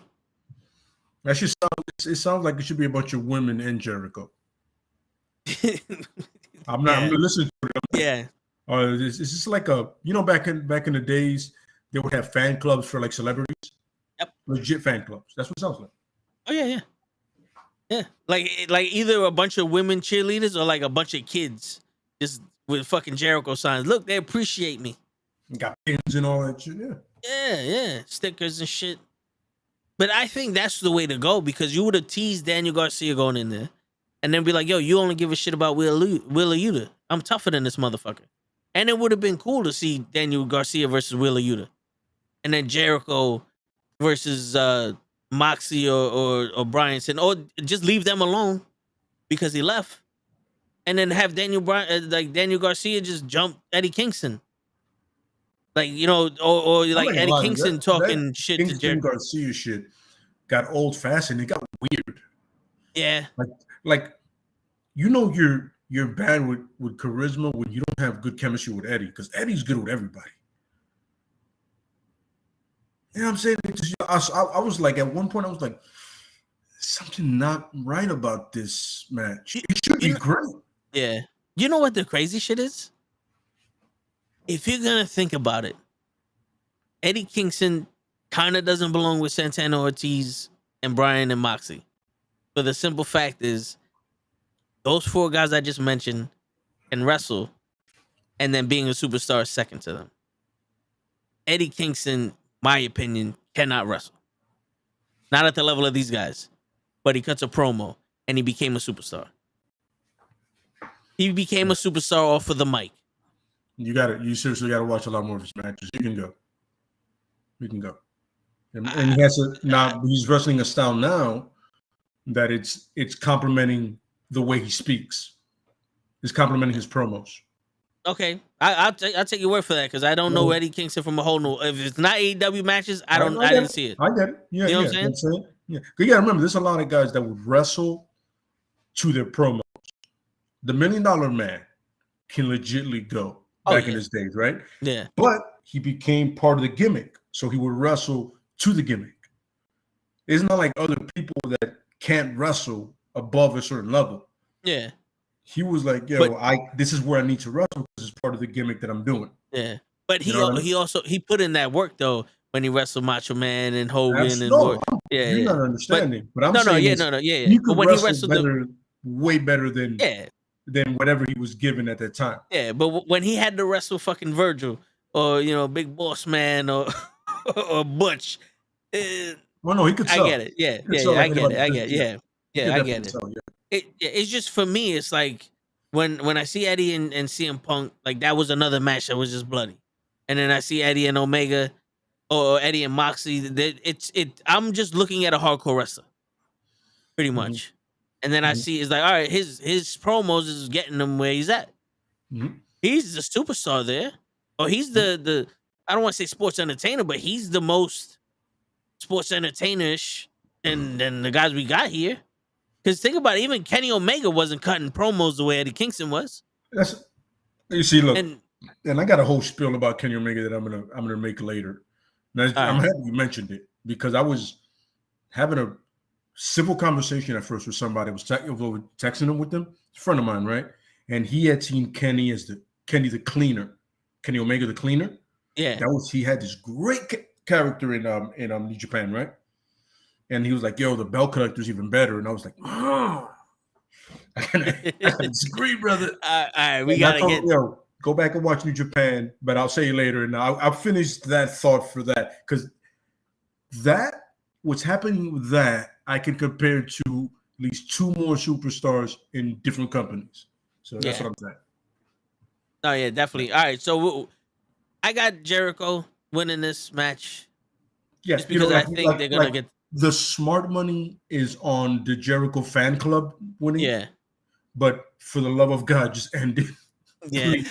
this is already take out the horse to the back and shoot it, son. It's over. Yeah, this is already the second multiple man match that Leia's like, yo, end this shit. The first one is with Malik, is the House of Black and Death Triangle, and this is Jericho Association, Society X, and the other people. The funny part is, think about all the talented individuals in both these matches, right? And I want them to end it. You know how sad that is? Yeah, that is sad, because they have a potential of stealing the show. At least the Death Triangle, House of Black, but still. All right. So, what if Santana? If they would have put like this, well, I'm answering a question here for Chris. Yeah, I got it up on the heel, right? On Moxley and them, that would be extremely interesting, because then Wheeler comes back, you have that 3-on-3, and then right there, literally at that moment, you introduce the trios titles. Boom. And now you made something interesting. Because Eddie's a great heel, then Santana Ortiz are great heels too. Yeah. And now you have another trio for a title that needs, look, the Death Triangle is literally I feel they should be the first champions. I do too. The Elite, word. You know what I'm saying? Because before they became the Elite, these guys were the Death Triangle already. So it makes sense for them to do it. Saying, and then the Elite's gonna get there, they're gonna get it down the line eventually. I've already explained how that should happen. If you go back a couple episodes, I explained how they should do that. But that would be interesting, because then you have these factions. We have like the Blackpool Club, you have Santana Ortiz, you have LAX. I'm not gonna go through all the fucking names again. I'm not doing it again. LAX, you have the House of Black, you have Death Triangle, you know what I'm saying? And then you can even have a trio of young guys like Dante Martin, Moriarty, you know what I'm saying? You call them the Young Guns or whatever floats your boat, whatever tickles your pickle. Yeah. And then there you go. And then you get some guys from ROH, which you can still do. You can get Rouge, Dragon Lee, and somebody else and have them name something real racist, because, you know, the Three Amigos or whatever the hell people like to do. Oh, yeah. And the trios title now has contenders. Yep. But you have tournaments. We all love tournaments. Oh yeah. Honestly, I would have the trios. Dragon Lee, there you go. Yeah, that's true. Yeah, I would have. There you go. The trios tournament, a 1-day, 2-day event. Say it again? I would have the trios tournament a 1-day or 2-day event to crown champions. Absolutely. It wouldn't be like 17 months. It'd be 1 or 2 days. Get all those teams out there, and now that you got the winners, House of Black, and then boom, Omega and the Young Bucks come out. What's good? You know what you do? You make it the second half of each Dynamite. Yeah. You know how you stack up the cards for all the rivalries happening the first hour, and then the second hour of Dynamite, it's all trios. And at let's say the first week of September, that's your first set. And by the second week, September, that's when it ends and it culminates. Or you can have the final setup and then it goes on to like a pay-per-view. You know what I'm saying? Because you're going to have to blow it off on a pay-per-view. Your titles. You know what I mean? That's like the importance. Oh, yeah. He's saying bring back Luke Gallows and have CM Punk, Serena Deebs, and Luke Gallows have the straight edge. Yo, I'm not going to lie to you. It would be funny, just a segment of them. He goes, hey, I don't know you. Yeah, right? I feel like we did something on the edge together somewhere. It's Or okay. or like Serena Deebs is looking at Luke, talking to Yeah. Luke, and then right behind her, CM Punk over, she goes, "I'm not cutting my hair," and just walks away. Exactly. I'm not Look, cutting not my again. hair again. Not again. Word, fuck. Or they you. just look at each other like the Spider-Man meme awkwardly on some. Wait. Wait a minute. And then they go, nah. Just, Yeah, everybody goes their separate ways. yeah, that would be And fun. then you see like Anderson go, what was that? He goes, deja vu. That would be fun. I'm not gonna lie, that would be fun. Speaking of Serena A little. Deebs, the next match we got Thunder Rosa and Serena Deebs. I like what you pitched. Serena wins it, then Thunder Rosa gets it back. Because remember back in the days when people used to, go back and forth with the titles? Yeah. Like lose it and get it back. And it's not a bad thing to do. Because first of all, people are talking about her Thunder Rosa's thing is stale, right? I can shoot some life into it. You know what I mean? Yeah. You know what I'm saying? Yep. And Because what people need to do now is have when somebody loses, they have to start all over.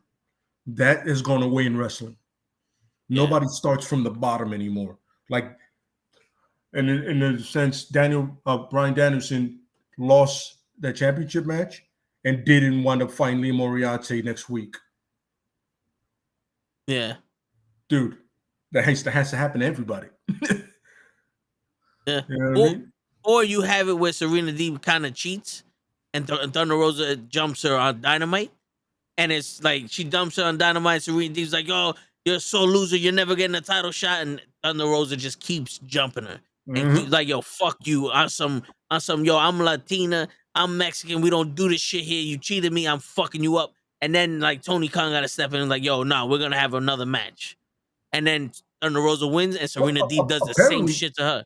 You don't even need Tony Khan. Christian can make matches, apparently. Oh, that's true. Yeah, I was Christian like, got wait a the minute. I power. was like, whoa. What? You just make a match? Yeah, I'd be like, no, you're nobody. I'm not. No. First of all, we're the champions. You're making matches for us. Word. Yeah. But I think this has the potential to be drawn out because these two girls can wrestle and they can do multiple things. We could have a street fight, blackout match, steel cage match, technical wrestling match, where it's like how Ric Flair and Austin did it. I would love to have that the different falls matches. Yeah, 2 out of 3. That would be dope.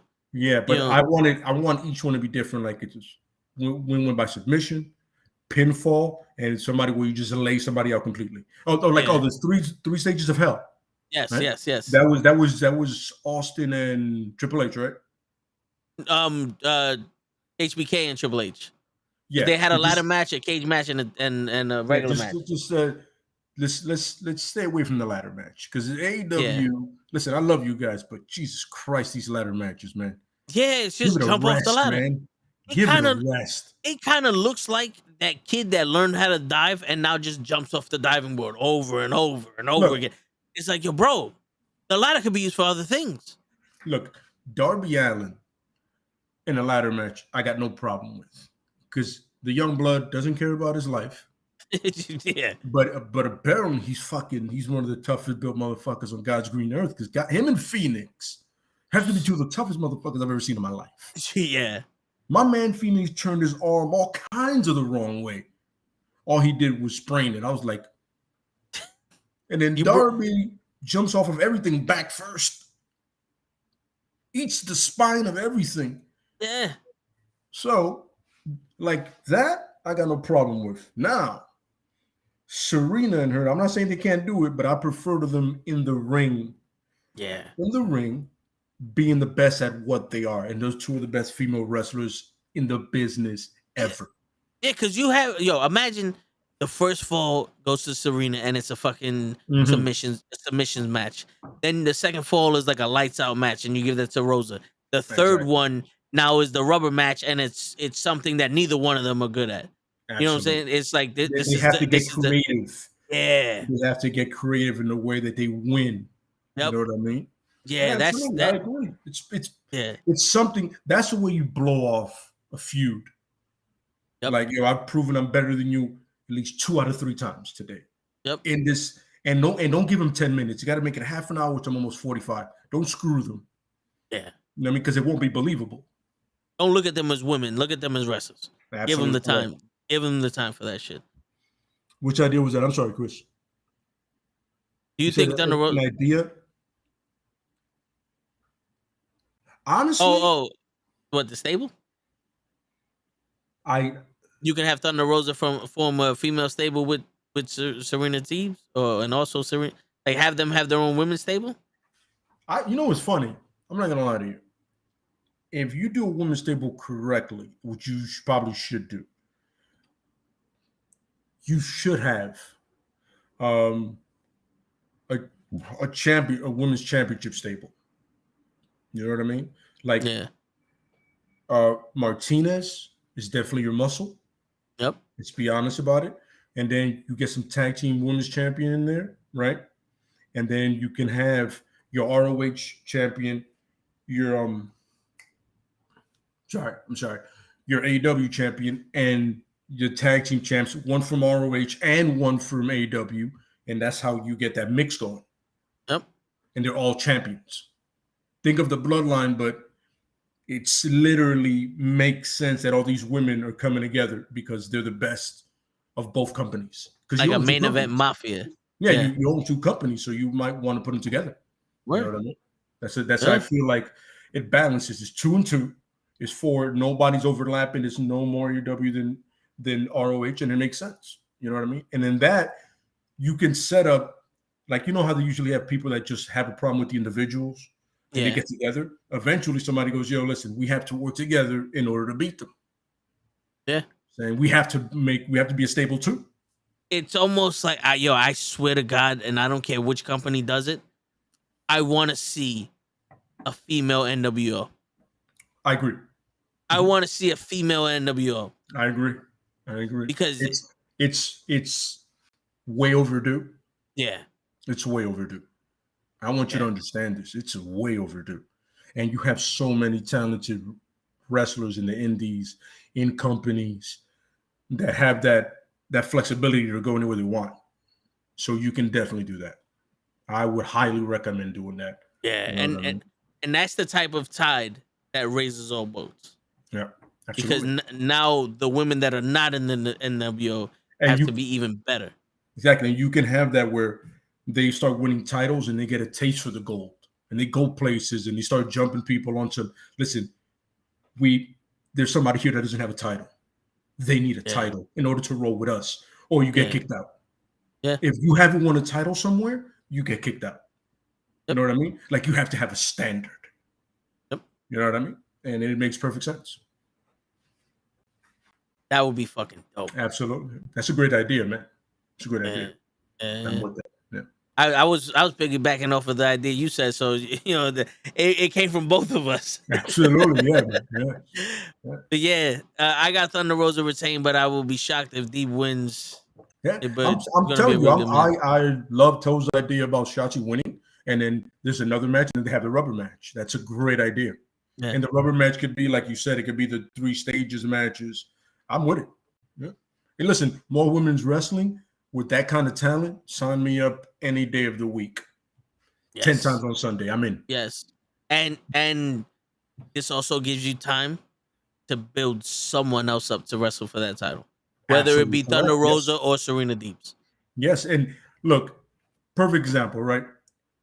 Let's say Ruby wins it, right? Then Ruby winds up having a feud with somebody. Book Ruby strong. Yep. And then right after they finish, the next night, well, when they come out on Dynamite, Ruby goes, "I know you had a hellacious match, but I've won 10 in a row." And this is where you make the wins count. I've won 7 or 10 in a row. I've earned the right to that title. Now, I'll give you a week to heal. Take your time. But after that, I'm coming for it. Mm-hmm. You know what I mean? And that's it. It's so simple. You know what I'm saying? Oh, yeah. And not for nothing, Russell just bring up, he goes, Ruby versus Mercedes Martinez. How would you feel about Mercedes Martinez being the one to end Jade Cargill's streak? There's nothing wrong with that. There's She nothing seems wrong like with that. she seems like the most legitimate tough girl that they got. Yeah, that without a doubt. Yeah, it makes perfect sense. I can see that. Know what I mean? I can honestly see that. What's going on, OG? I think Tessa Blanchard would be great in that mix if she got her act right. Didn't she just leave the WoW? She's having a bit of a difficult time with WoW. Apparently, and look, I don't know nothing about the woman or the situation, but apparently, what's that old saying? You have to be the problem. Because this is like another company. And this company was literally pretty much built around you. Yeah. And now you're having a problem with them. It gotta be you, homie. For example, right? Let's say I work 4 different jobs in the span of 2 months, right?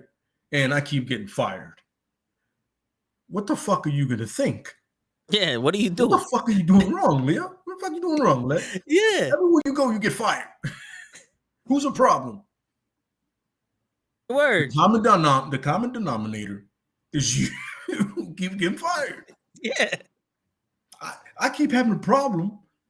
You know what I'm saying? With everybody I meet, like for example, I go to bars, right? I get kicked out of 5 bars out of 6. I need to stop going to bars. Yeah. I'm clearly doing. There's no way it could not be my fault. Yeah, and I could give you one of them might not be your fault, but the other ones, not. And you want to play devil advocate? You can give me 2 possibly. Yeah, but here's the problem: is it consistently happens? Yeah, it got to be you, homie. You was the TNA world champion, men's world champion. Yeah, not the knockout champion. So it's not like this company ain't giving you the respect. Yep. You know what I'm saying? But Tessa Blanchard on paper would be a good fit in any organization. Listen, but in real life, yeah, she can absolutely go. The problem is everything that the package that comes with her. Yeah, you know what I'm saying. And unfortunately, as much as I would love to see Martinez versus Blanchard. I would love to see Blanchard versus Britt. Shit, Nyla Rose versus Blanchard would be dope. Oh, by the way, there was some wrestling website that said some really fucked up shit about Nyla Rose. But to the guy, the individual, you're a piece of shit. Yeah. There's no need for any of that. There's no room in what we love to watch for somebody to come out of the pocket. That's disrespectful. That's wrong. And if you're gonna have the balls to say it, find Nyla in person. You know what I'm saying? Go to AEW where all those dudes in the back gonna back her up the whole way. And you know what I'm saying, and do it. Otherwise than that, you know what I'm saying, don't hide behind the keyboard. You know, be man enough. You know what I'm saying? Be man enough. Come on. That's just there's no need for that, bro. It's completely unnecessary. You know what I mean? And the same thing with Alexa Bliss. Somebody was going ape shit with her. And listen, you want to be a Twitter warrior? Fantastic. Just, you know, there's no reason for any of that. You know, these are performers, they're professionals, but they're people. They have their lives. Let's respect that. Come on. Yeah. And I don't know what this man say, but if Lay has to tell you that shit, then you're a piece of shit. You're a piece of shit. Go fuck yourself. Yo, do us a favor and take a long walk off of a short fucking bridge. You know what I'm saying? Like, get the fuck out of here, bro. And the thing is this, is I know for a fact you're talking about women because you think they ain't gonna do shit. Like, you think women are lesser than you, fucking little bitch. You ain't gonna never talk about a man like that. Even though nowadays Twitter's still safe for you to talk shit about anybody and not get touched. But you're a piece of shit if you're gonna talk about these women that are just fucking doing their job. Fuck you, bro. Fuck you. That's why no one likes you, and you probably hate yourself. So go back to jerking off to a lesser bliss and stay off the fucking keyboard. All right? Like in all honesty, they don't need this shit. None of these performers need that shit. I give them shit, and that's only because I want them to do better than what they're doing. You're giving them shit because you're a fucking piece of shit. That's what you are. And I don't even know what you said, and I know you're a piece of shit. You look like a piece of shit. You smell like a piece of shit, you cocksucker. Yep. Fuck you. Kill yourself. Anyway, all right. Before we get to the next match, Lay, and I also like your idea of the female bloodline, but it's not related in AEW. Britt Baker 1, 2, Ty Conti, and Anna Jay. Sorry, but that could be something that people don't like. But Ty Conti, so. But you know the funny thing is, Ty Conti is in a position not to be liked. That's why you would feature her more. Just separate her from Sammy so she could be not liked on her own. Oh, and with Britt Not Baker? because it's a couple. No, not for nothing. Yo, Ty Conti, Britt Baker, and well, I don't see Anna Jay right now. But if Anna Jay changes her attitude, those three together, absolutely. Just you know, yeah. but Britt Baker got the followers with her. She's that's her gimmick. You know, she's the leader and she got the followers with her.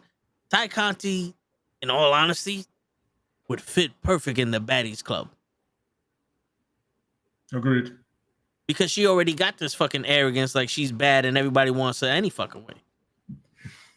I have to, you know, and I'm sorry, but the Baddies Club doesn't have to be exclusively black.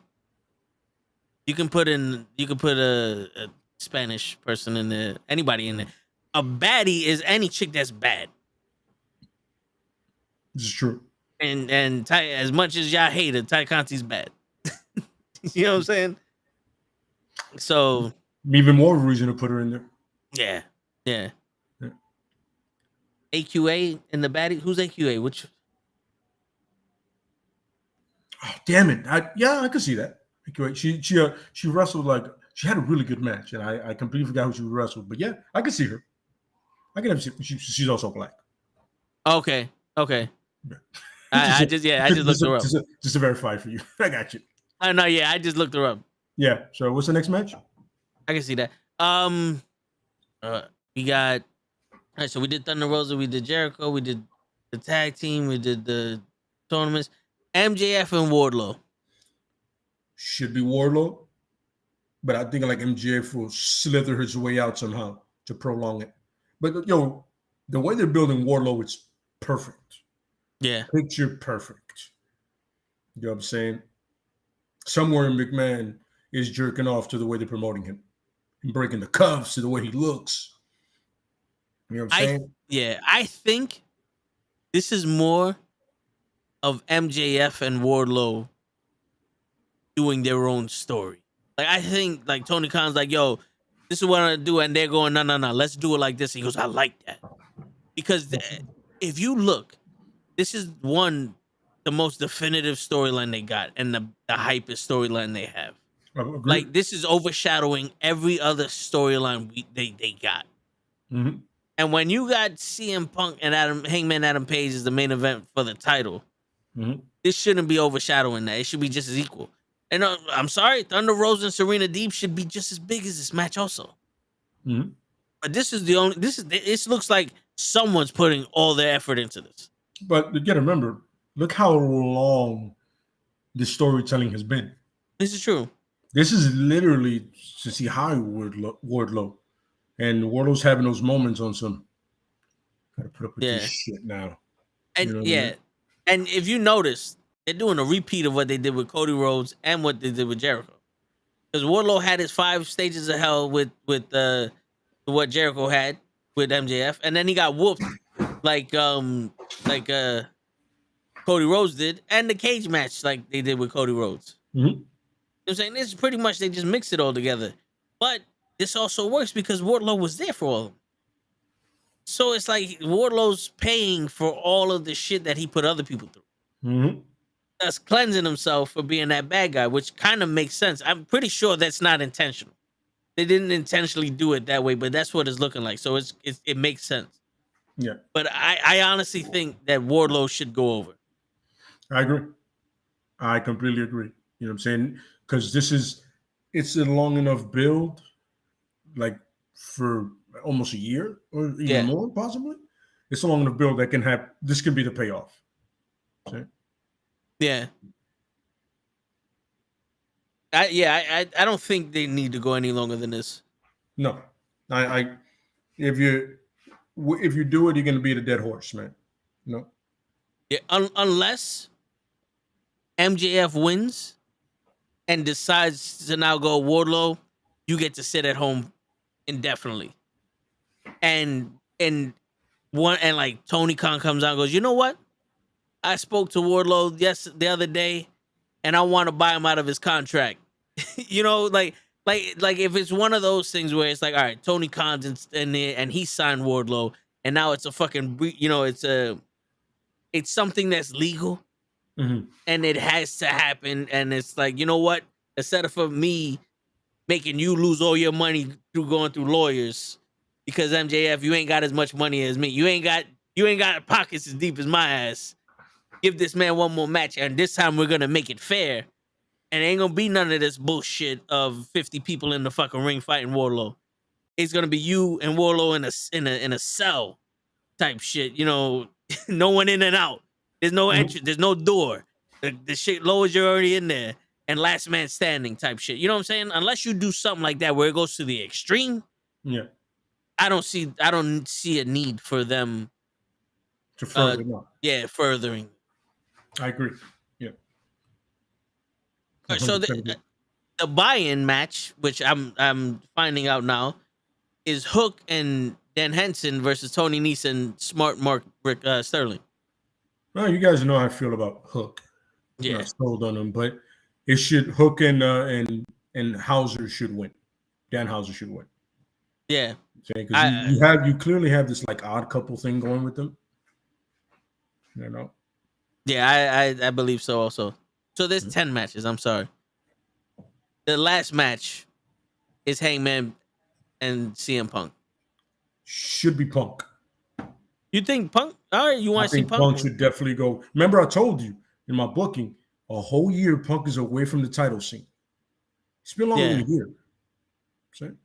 It's been a little longer than so he can get into it right now. See? And then you get that heel Punk. And there's not too many better heels in the business than Punk when he's a heel. You know what I'm saying?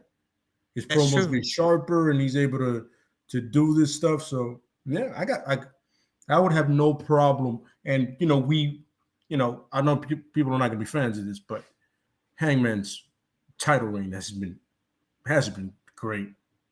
You know what I'm saying? So we can put it on somebody that can elevate the title just on promos alone. Yeah. And then you give somebody young or somebody else, a good solid face, possibly Wardlow, because you people love big hoss fellas getting it. You know what I'm saying? But or one of the 40,000 WWE guys you signed, or crazy idea, maybe one of your originals. You know what's crazy? When you said Punk, I was surprised because I felt like the only one that can win this is Hangman. But then when you said Punk, it instantly made me go, CM Punk, a heel champion, facing the originals like Jungle Boy and Darby Allin again, and Penta, and all these guys that are not WWE guys. Because he already fought Moxley, he already fought Bryanson, he already fought all these people. You know what I'm saying? Like, let's get some new bloods in there. CM Punk and Samoa Joe. It's like, let's get some new bloods in the title picture, and what better way to get new bloods in there than to have a heel bad guy, heel champion? Yeah. Absolutely. So, and then I wouldn't put Wardlow to fight him just yet. I'll give him a year or 6 months, or something like that, and then have Wardlow take the title off him if you're gonna do that. Mm-hmm. But I like your idea. Because I'm not gonna lie. I've been saying this since the beginning. I don't see Hangman Page as you guys did. Before he was champion, you guys saw him. He was like, he was like, no, this guy's good. I didn't see it. The same reason why I don't like Moxie and Bryan Danielson. It's just the way they wrestle is off to me. I've always hated that out of nowhere my man can do the impossible when you cut his leg off. Like, why is my man deadlifting 900 pounds when you cut his leg off? You just wrestled for an hour straight. You cut his leg. Like, what? Test him for steroids, please. I'm new sub. Thanks to Gigi. I have a question. Say Sasha Banks goes to AEW at some point, and Sammy Navarro is still there. You think there will be an issue from the past comments he said about her? I thought he apologized to her, right? Apparently, yeah. He apologized. Sammy Guevara. I mean, it'd be Yeah, awkward. Yeah, honestly. but he apologized like face to face to her, and she was able to tell him why that was, offensive and all, and he understood that. I think they put it past each other. Do I think they're gonna be best friends? No, but if Sasha Banks goes to AEW, that would be something, because you would think like Lay's already convinced she's going to Hollywood. Yeah, that's my thing. Focus focus on her acting career. Yeah.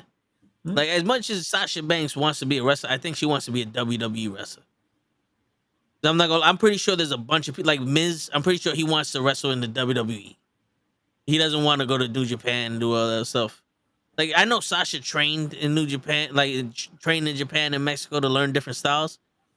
And she would be great in AEW and anywhere else she went, because, she found herself. Absolutely. But I don't think she would go there unless she failed as an actress. Yeah, it has to be the that option, Yeah, absolutely. Oh, thank you for the subscribe for the sub, by the way. Yeah, thanks. Lanquel Price. I'm gonna call you that because I can't pronounce that first. Maybe you can, Lay.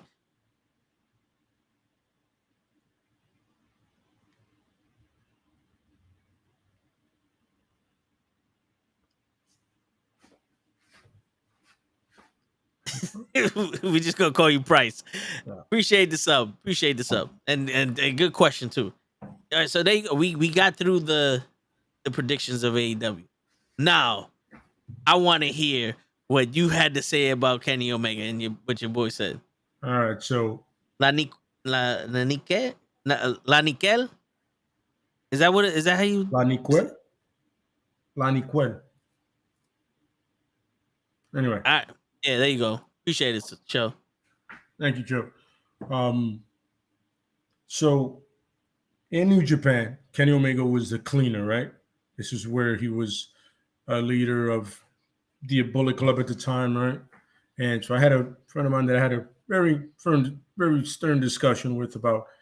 He said that the belt collector was better than the cleaner. I said, I don't know. I got to go back and watch those matches. I felt that the cleaner was a better all-around character, and then the character also came out during the matches. When it came to the belt collector, I felt that was just Kenny Omega. The belt collector wasn't in the match. That character wasn't in the match. That was just Kenny on autopilot, just being Kenny. Yeah, a great wrestler, you know what I mean? But I don't feel like the character ever came out. That belt collector character, with the cleaner, it always came out. You know what I mean? Always his promos or everything that he did, it was just like it just oozed out everything he did, all of his matches, everything. The belt collector, I was like, it's like a shell of the cleaner. It's like I was just like a low budget.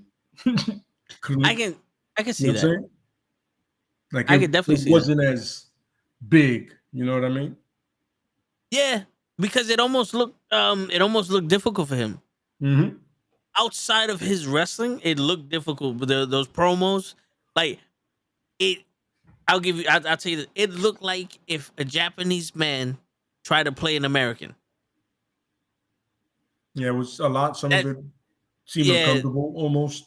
Yeah, like he was over the top with the glasses. Like he was trying to be a 1980s heel from like a fucking territory instead of for someone who's on TV. Yeah. Yeah. So that was the thing where if you get a chance to see anything of the cleaner, you know what I mean, you'll instantly go, that's the top guy. Now I'm not saying Kenny wasn't the top guy in AEW when he was a belt collector, but he wasn't the cleaner. It wasn't the character was not the same. It didn't have the same feel. Like I said, it felt like it's like the off-brand cleaner, like not quite cleaner. The ShopRite cleaner. Yeah, exactly. He wasn't tied. Absolutely, yes. It was really weird to hear that from somebody. That statement was about as shocking as the Seth is better than Finn, and as disrespectful. Yeah, it is. Yep, it is. And I'm never letting that go. You know who you are. Oh yeah, never letting that go. Yeah, You've seen him in New Japan. How dare you? You know what the thing is? The WWE likes to fuck everything up when it comes to wrestling. If you do not have the mind to sell a product that you did not come up with, you can't make it in WWE. Because you know how everybody likes to go, everybody has the 5 moves of doom. Bullshit. Because Seth Rollins and the Shield did not have 5 moves. When Seth Rollins was the guy that teamed up with the Authority, he didn't have fucking 5 moves. He became 5 moves Betty when he became a top guy that he needed to be in the title picture all the time. When he became a main event player, that's when they did the 5 moves shit. They start wrestling by numbers is what I call it. Because I liked Seth Rollins when he was with the Authority. I have his fucking shirt.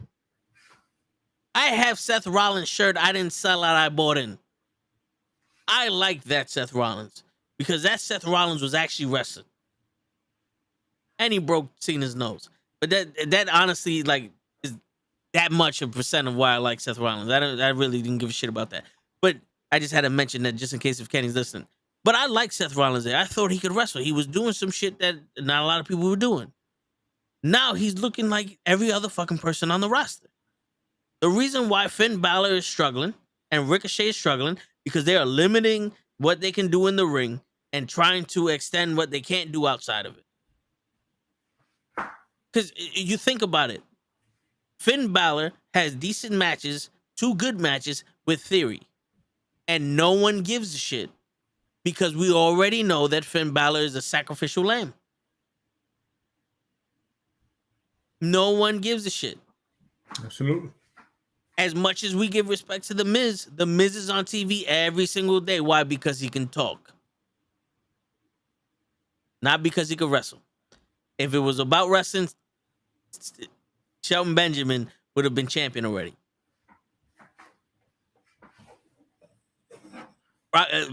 Roman Reigns wouldn't need Paul Heyman to talk. You know, it's like that's the thing. Roman Reigns, and it's sad because it's not even WWE. It's also us. We fuck shit up. WWE shoved The Rock down our throats. If you think about it, Vince McMahon knows how to pick the next star. He just doesn't know how to. He doesn't know how to let those stars grow. He has to give them the gimmick. Like he picked The Rock because he saw something in him, but then he shoved down his picture of The Rock down our throats, and we hated The Rock. But then when The Rock turned around and said, "I gotta be me," we loved The Rock. Same shit with Roman Reigns. You know, the same shit with Roman Reigns is happening. He shoved him down our throat when we were like, "Yo, bro, what the fuck, man? We don't like this guy." Then Roman goes, "I got to do it my way." Instantly, fan favorite. He's getting his merchandise is selling off the shelves. Like he's rocking a shirt of his right now. You know what I'm saying?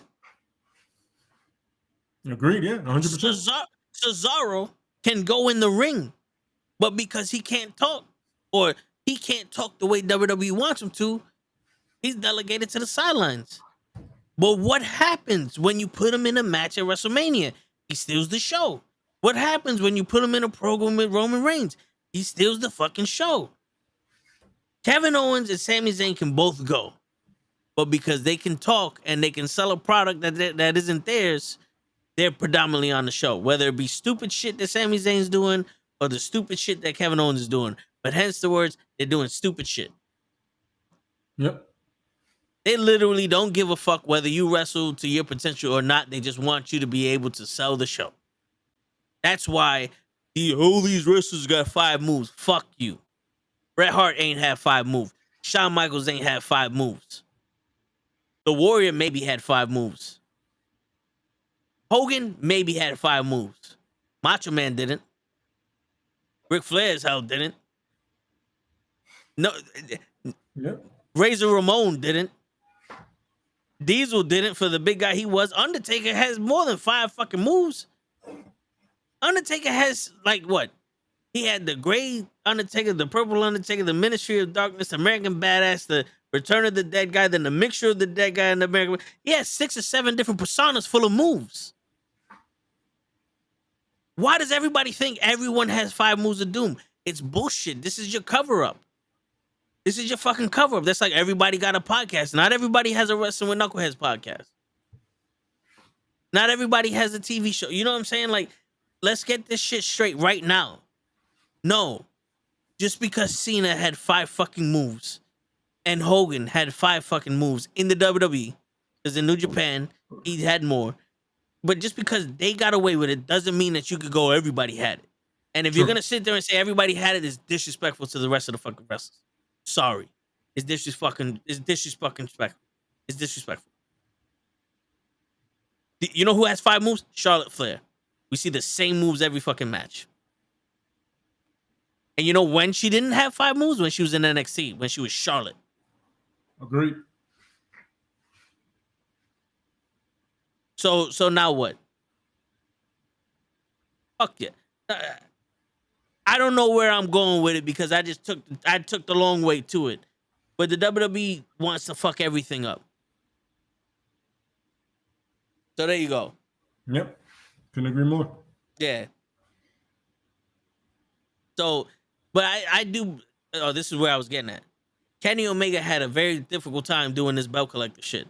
But in the ring, he looked like the belt collector. Like, he looked like this is the reason why he's the belt collector. Absolutely, yeah. You know? Yeah. I completely agree with that. Yeah, but you see, look, all right, so sure enough, name 5 moves the Undertaker did. You're forgetting the running DDT, the leg drop off of the side skirt, the fucking the elbow to the back, the running elbow to the back, the snake eyes into the big boot. These are more moves that the Undertaker's doing. He does it all the fucking time. The big boot. Yeah. That leg drop that he does in the regular ring. The fucking the that chokehold he does with his legs. What is that shit called? The Hell's MMA Gate. submission. The Hell's Gate. I was thinking of like the actual submission hold in MMA. Yeah, the triangle. Yeah. Like he actually has the triangle and that shit. You know, let's keep it funky. Yeah, Dean Malenko, the man of 1,000 holes. Jericho, the man of 1,001 holes. You know? But let's keep it funky. They don't have just 5 moves. You know? Let's get that shit out your fucking mind. Maybe some of them do, not all of them. And the ones that don't all have 5 moves, they're the ones that are not doing nothing. And that's why I don't like this Seth Rollins. That and he hurts people. He was hurting people. He hurt Sting and Finn Balor. Those are the 2 most important ones. Like, damn. Because they literally, once he hurt Finn Balor became nothing.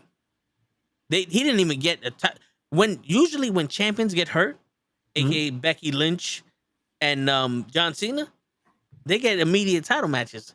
Charlotte Flair, when champions get hurt, they come back and get title shots and they go back to being champions. Not Finn. No. You came back to nothing. Sting got hurt and they said, you know what, Sting? We hope well on your future endeavors. They were like, yo, listen, nah, man, fuck you. Get out of here. Agreed. Yeah. Fucking weird. Rey Mysterio doesn't have 5 moves. No. As a luchador, you have to have more than 5. Yeah. Yeah. I think it's in your contract. Word. Yeah. It's like, bro, if the WWE turn around and says, yo, Cedric Alexander, go out there with Ricochet, put on a banger. You got 20 minutes. That'd be the best match. That would be the best match you watched all year. And that's Cedric Alexander and Ricochet. 2 people the WWE ain't doing shit with. Agreed. And one of them is an IC champ. Is the IC champ? Yeah. Bet you didn't know that. That should be on the fucking trivia game we do on Monday. Who's the IC champion? Who's the IC champ? Shit. You know? That's a good one. Yeah, that would be funny. Look at Chad Gable. In these tag team matches and the one-on-ones matches he's having, he is fucking doing phenomenal. He's proven to be the next Kurt Angle pretty much with the shit he's doing. Mhm. And the only way he's getting a push is because he's going out there and telling people, "Shoosh, no, thank you." If he never started doing that, he would be nowhere to be seen. Yep. He would be nowhere to be seen. Agreed. That's 90% of the reason why everybody wants someone to go to AEW. It's like, yo, Keith Lee's not in WWE no more. I want him to go AEW. Why? Because he can wrestle in AEW. He doesn't need to put on a gladiator outfit. He don't need to change his name to Battle Cat, even though his name was Bearcat, but we call him Battle Cat here as a Kenny. Shorty G. Yeah, Shorty G. Which that didn't go over. Shit. I wanted that shit to end. The name, the minute they named him Shorty G, I said, no, we gotta end this now. Shiny Wizard, the corkscrew, Shiny Wizard corkscrew. He had the moonsault. He had that whipping elbow. Yeah, the whipping elbow. I don't count the miss. He had the dragon. He had the dragon sleeper, and I believe the tiger suplex. Yeah, he also the dragon suplex. One of those two. He also had the dragon screw leg whip. I remember that. Dragon screw leg whip. Yeah. If I'm not mistaken, didn't he also do a sharpshooter or a single leg crab or some shit like that? Yeah, no, I think it was a tiger lock or the dragon lock or something like that. It's one of those two. Yeah. Yeah. I can name a couple of moves from the Great Muta. I was a huge fan of his. Oh yeah. Shit, you gotta be able to fill it out. He started the Shining Wizard. And well, pretty much Adam Cole's move. Yeah. I loved his elbow, the little front bow. Yeah, that quick snapping elbow. Mm-hmm. Yeah. Oh man. And what, yo, I don't know if you guys remember this, but not last Monday, but the Monday that Kenny wasn't on, we had Bad Blood on Raw for about 5 minutes before he had to go. His name is Bad Blood, and I wanted to ask him if he got that name from the Great Muta's character in WCW versus the World for PlayStation 1. Because WCW was slick. They took all the New Japan Pro wrestlers and just changed their fucking names. So they changed Great Muta's name from Great Muta to Bad Blood. And he was the best wrestler in that game, so I wanted to know if he got it from him. You know what I'm saying? That was just my thinking, but I didn't get a chance to ask him. But yeah, man, a lot of these fucking people, you can't have 5 moves, especially generic moves. Yep. Like shoulder blocks and a fucking fist drop cannot be on your move list. Like Ted DiBiase did a fist drop, but that shit was legit. Like my man stiffened up and just landed straight down like blah.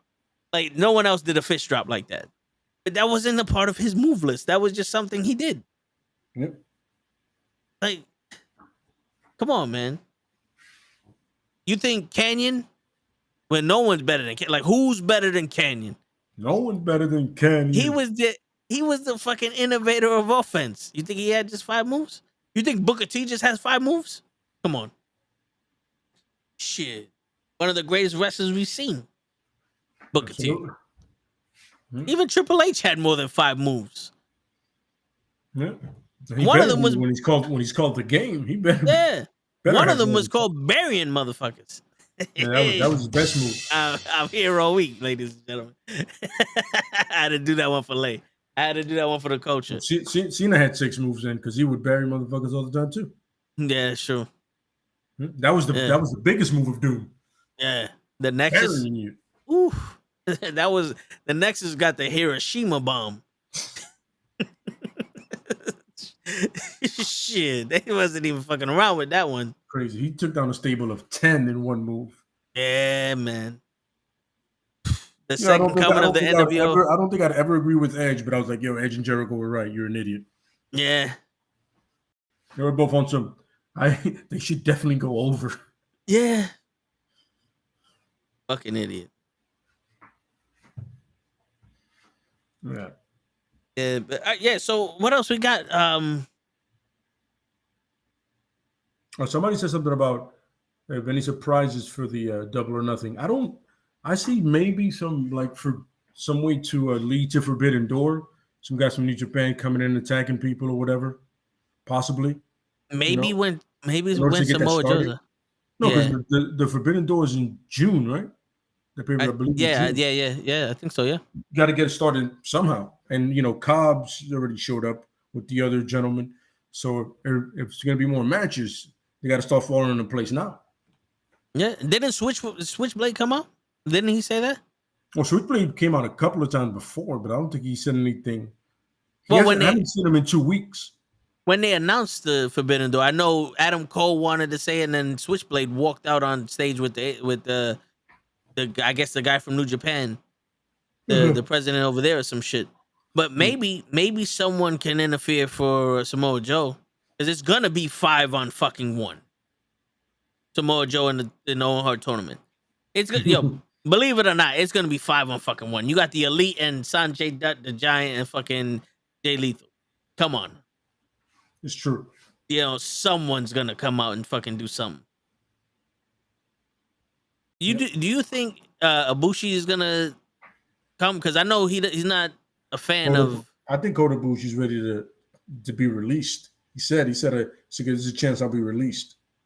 Yeah, because he doesn't want to be there anymore, or some shit, right? But he doesn't. Apparently, apparently it went off, and the problem is in the people in Japan, the people in general, they're big on not telling secrets. Yeah. So they're frowning upon him. So there's a chance he leaves and he comes stateside, possibly. Hey, I mean, if you're him, you go AEW, because he didn't like WWE. I know they offered him a contract. He was like, "Nah." Cruiserweight Classic. He was like, "I'm not signing with you guys." Yeah, he's like, "Nah, I'm good." He said, "Yeah, I might." Yeah, it's like, fuck this. I seen what you did to Nakamura.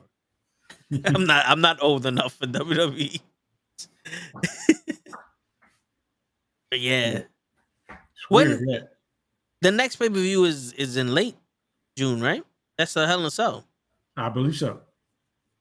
How do you feel about the Seth Rollins Cody Rhodes shit ending in a Hell in a Cell? I should have ended. I felt like it should have ended after that match, that first match. It should have ended right there. Yeah. I said, "No, you didn't know you were surprised. Move on. It's okay. Let Cody have his rivalry with somebody else." Yeah. That's it. That's the thing is, man. You're just prolonging something, man. For no reason. No. If you beat him twice, why are you gonna challenge him again? For that, kill him. Like, it's the same shit Ronda Rousey did with Misha Tate. You beat her twice, and you're still fucking gonna sit there and be like, "Yo, fuck this bitch." Kill her. Yeah. Obviously, fighting ain't gonna help. Yeah. You're gonna keep coming back. Yeah. Like, how many? The saying used to be, "What do you tell a man with 2 black eyes?" Nothing, because he's already been told twice. When you're doing the telling and you don't shut the fuck up, it's like, yo, bro. I think she got the point. I think he got the point. Absolutely. And that's a funny thing, right? They had this match at WrestleMania, right? And it should have ended at WrestleMania. But look, like 2 months and a half later, you're pretty much gonna get the same match. Yeah. Why? And now I've it's seen this twice. Yep. Now it's in a Hell in a Cell, which, to be honest with you, I would rather see Bobby Lashley and Omos in a Hell in a Cell. I agree. Because how do you have a match and the winner of the match gets to choose the stipulation for their match at a pay-per-view called, a premium live event called Hell in a Cell, which is named after your match? What? All right, Joe, come on. We'll stay on another 20 minutes for you. Give me 1 second. I gotta go to the bathroom. Do you think? Yeah, but it's like that. That don't make no sense. You have a pay-per-view called Hell in a Cell, which is a match, and then you got guys making a stipulation for their match at Hell in a Cell. It should be a Hell in a Cell match. I don't know what Cody Rhodes and Seth Rollins are doing in the Hell in a Cell. It's not like they have people interfering all the time. Like, the Hell in a Cell is usually keep people out. Like, that's what the original shit was, to keep DX out and to trap Shawn Michaels in with The Undertaker. That's what the Hell in a Cell is for. Why is Seth Rollins and fucking Cody Rhodes in the Hell in a Cell? That makes no sense. The story doesn't lead to Hell in a Cell. They're not culminating anything. My man won already. Like, if Seth Rollins won that second match, maybe. Okay, I see it. It's the rubber match. You won 2 already. Dude, there's other like I understand you had that botch match with fucking Miz on Raw. Did you see that? No, I didn't see it. Oh, dude, you want to talk about Botch City? That match was hard to watch, and we wasn't even watching it. Like the Miz and Rhodes looked so off. Like, damn. See, this is where they would be like, "That's why the Miz is ass." You know, but yeah, I'm not gonna put it past Cody either. No, yeah. Yeah, they both had their shit. Mm. I don't even know who's Roman's fighting. They're talking about Riddle might fight Roman in the Hell in a Cell, which Yeah, be like why Riddle, Hell in a Cell, Bank, and then Drew at that castle, some shit. Yeah. I think it's in London. I think. Yep. Now, But- that's supposed to be because remember he's not going to do a lot of house shows or SmackDowns now. Yeah, because they've been building up Drew McIntyre to be the new number one contender, but I guess they're waiting for him to be in London so he can win in his hometown or some bullshit. But why would Riddle get a shot? Like, this is the thing. The Usos took out Randy Orton. Why are you wrestling Roman Reigns? Like, it would have made sense if the Usos and Randy Orton or an RK Bro had a Hell in a Cell match for the titles. Because Absolutely. it's like, all right, we're gonna end this right here and now. It doesn't make sense that my cousins kicked you and your partner's ass, so now I'm gonna kick your ass. No. You're supposed to earn this. And you're coming off a loss. Yeah. When did you earn any one of these titles I got? A shot. When did you earn a shot at these? You're a loser. Get out of here. That's exactly how I come on promo. I'm like, yo, you're a loser, man. Get the fuck out of here. Get out of my face. Yeah. And the crazy shit is there's no champion on Raw. Why wouldn't you have Bobby Lashley go after fucking Roman Reigns? Mm-hmm. You can have Roman Reigns go over Bobby Lashley. It's not that difficult. If he went over Brock, he can go over Bobby.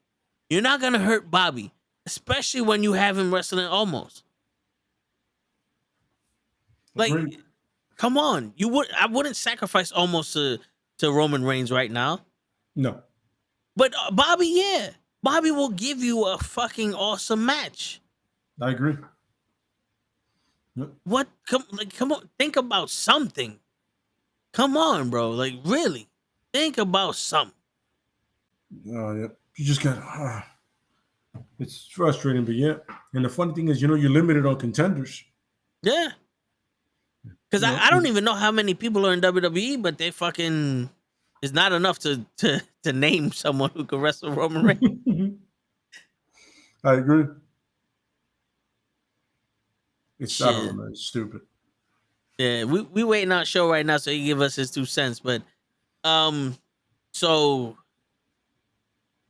I'm trying to think of something right now because we blew past the double or nothing. But all right, here goes a question. Do you think that WWE should do what AEW is doing and limit their pay-per-views or their premium live events? Yes. They should have less of them? I agree. It'll make them more important and you have less filler matches.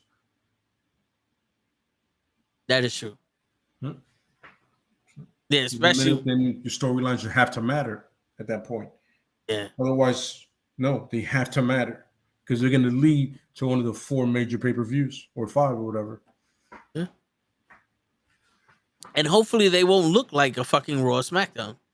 All these premium live events are starting to feel like Raw or SmackDown. Yep. I agree. Yep. So Who in order would- to make everything else feel important, less. Less is more. Yeah. Especially when it's free. You know? This is true. Yeah. Who would you give the next tag team title shot to? Probably In WWE. Probably the Street Profits. I mean, because there's really no option out there, man. There isn't. Hmm. And we already know the Street Profits can go with anybody, so Absolutely. So I would probably give it to them, if anything, because Alpha Academy is a heel tag team, yeah. and so the Lotharios, Yeah. So And that's in your face. the Lotharos haven't done shit to earn a shot. I don't think. Yeah, think but that then would be again, more once of a again, this is the squash. same company that loses people to a title shot, so it doesn't matter. Yeah, that's true. Yeah. But I think it'll be a squash though. I mean, They don't look legitimate to me. no. You possibly put him in like a battle royal and just have him be there, taking Yeah. his space. And you can't have Butch, Botch, and Bitch fucking go after them. Yeah, that's right there. Once Xavier Woods said that shit during WrestleMania, I was like, that's their new name. Butch, Botch, and Bitch. I was like, yeah, that's perfect. That's fucking good. perfect. Yep. Oh man. Yeah. That's another thing, that Pete Dunne thing pisses me off. Yeah. I'm like, Butch? What? He could have been, not for nothing. He should have been the guy you built your Intercontinental title. If you're not gonna do it with Walter, do it with him. I agree. I completely agree. Because he was pretty much defending his UK title the way most people defend their IC title. Yeah. He had it. I'm saying heavyweight championship. He was everywhere. Yep. Because if there's anything we learned from AEW and from WWE, you can't build a title on a face. Sammy Guevara was a face when he was TNT champion. Now he's a bad guy, but he didn't do shit to it. Didn't you want to go off on one of those too? What's that? Didn't you want to go off on one of those things too in AEW? Oh, it was Omega. I'm sorry. No, yeah. After the only thing I would have a problem with now after that is the booking of the women, and that's a shit show of a mess. Yeah. All right, hold up. I'm getting in my earpiece. We got to go to the asshole in the corner as part of his contract. Give us a second.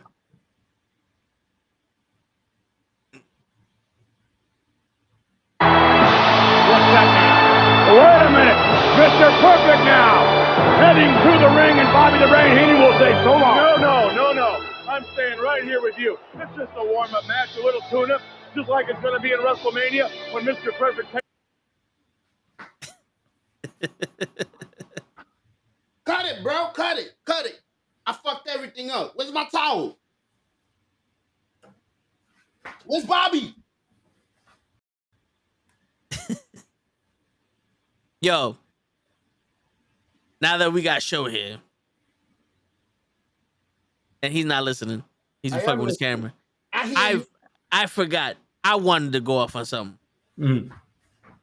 I wanted to go off again on the fact that they got Scorpio Sky as the TNT champion and they ain't doing jack shit with him. Bro, do you know CM Punk versus Scorpio Sky for AEW championship is a money draw to me? Absolutely. I think that would be fucking money. I agree. Scorpio Sky, yo, dude, just throw him in there with any fucking body. Yep. Jay Lethal, Samoa Joe, fucking Ricky Starks. He can go with anyone. He proven this shit already. Get Sammy Guevara the fuck out of here. His shit is not going over. I don't like his character. He is Mr. Spot now. Mm-hmm.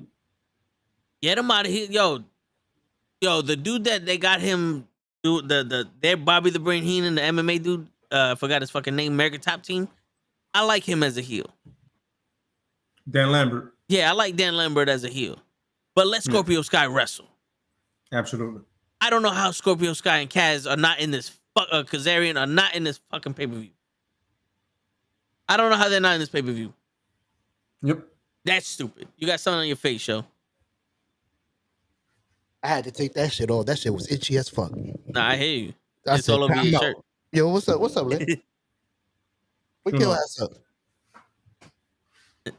So you've been listening, Show. What do you have? What do you have in mind? What is your? Like I said, if I can name 5 moves, you got a lot more. First of all, like I told you, Undertaker, you named like 1,000 moves, and none of the ones I actually named. That's crazy. Yeah. The tombstone, the last ride, the walk the rope.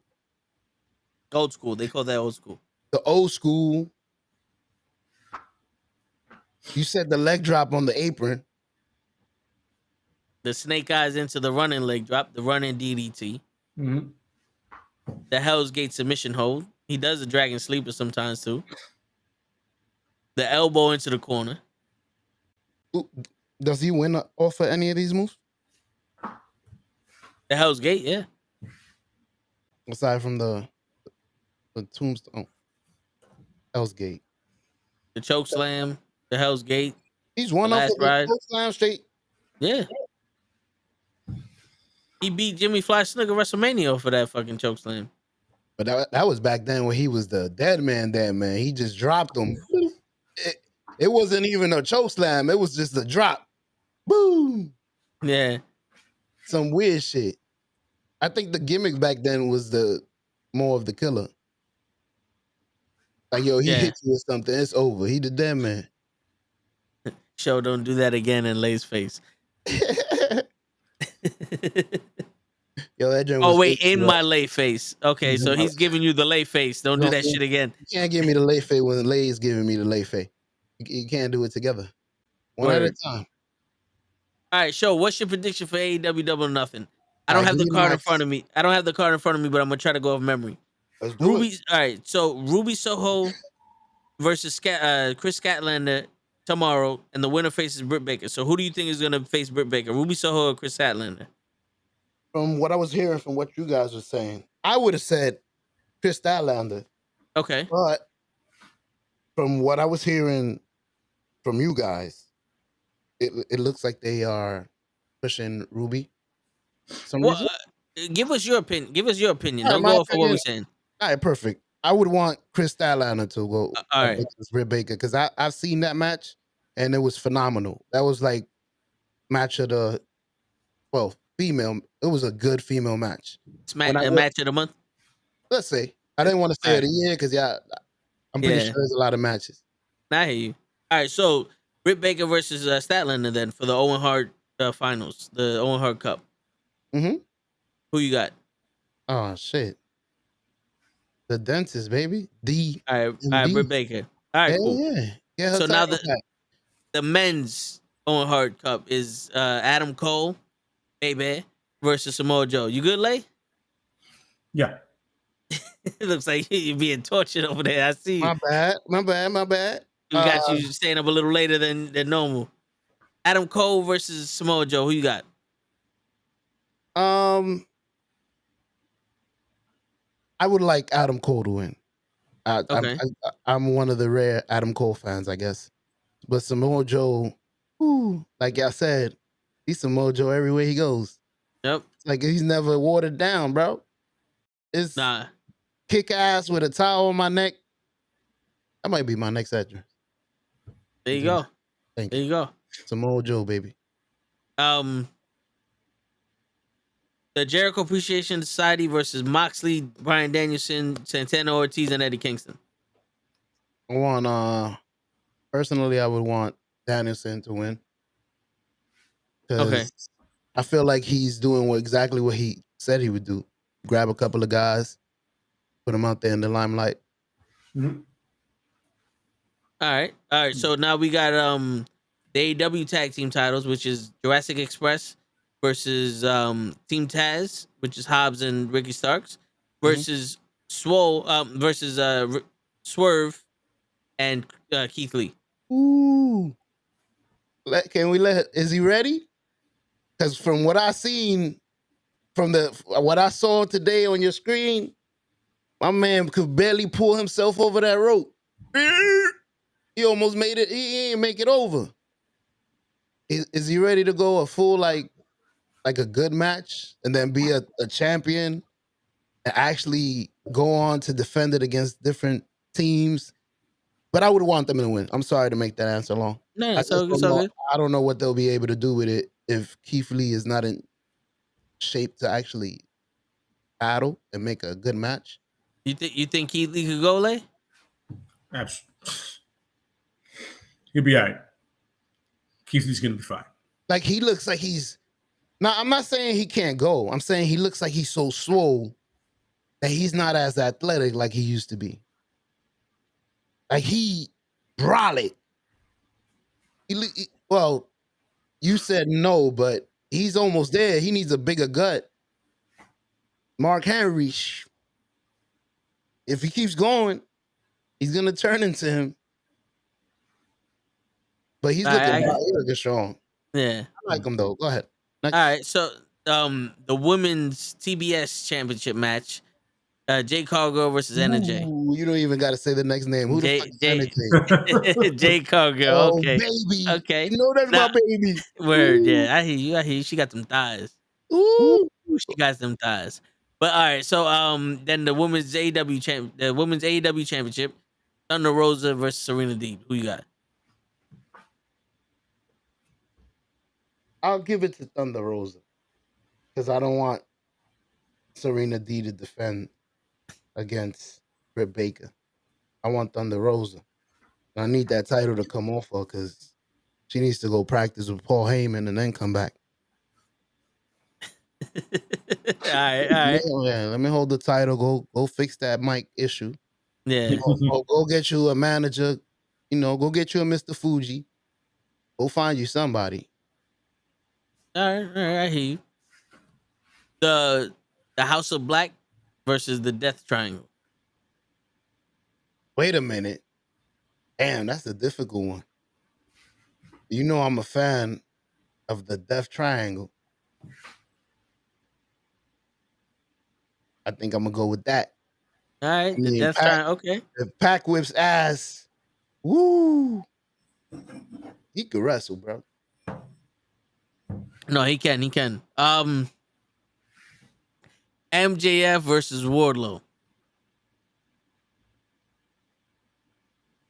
Let me tell you, you stupid idiots. Nah. Wardlow was looking nice. Even though I hate that they're using the best heel in the world to put everybody over. Like, let my man be a heel and actually win. The bad guy wins sometime. Shit, I seen OJ get rid of bruh. Oh, damn. My bad. Anyway. Bad guys win sometimes. Why is MJF always? Well, I'm lying because he did beat Jericho like 3 times before Jericho ever beat him.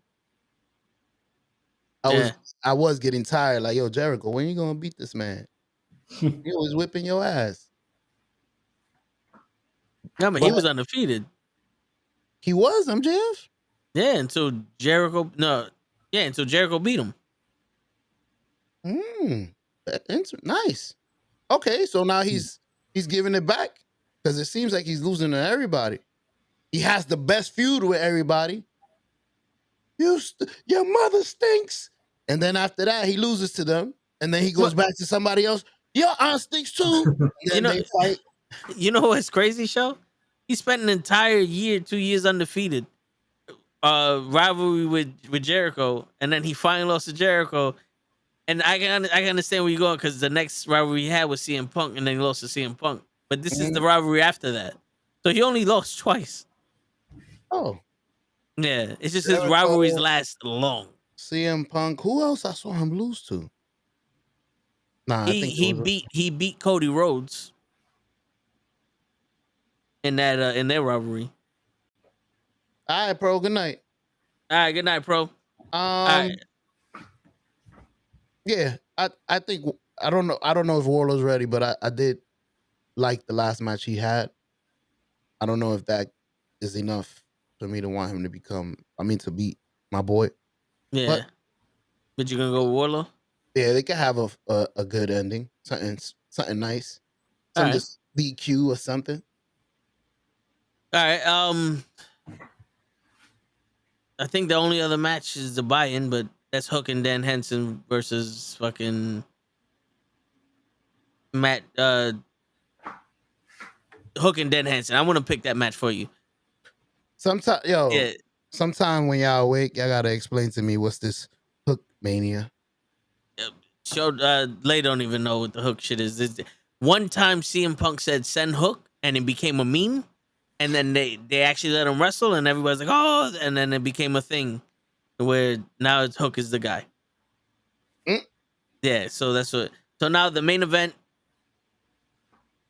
Adam Hangman Page versus CM Punk for the AEW title. Who you got? Ooh, is it already time for CM Punk to become champion? I mean, Adam Page it's not like he doing it first time. It's first time he gonna do something with that belt. You don't like using it? I mean, let me hold that. I mean, you got it in the closet. What's up?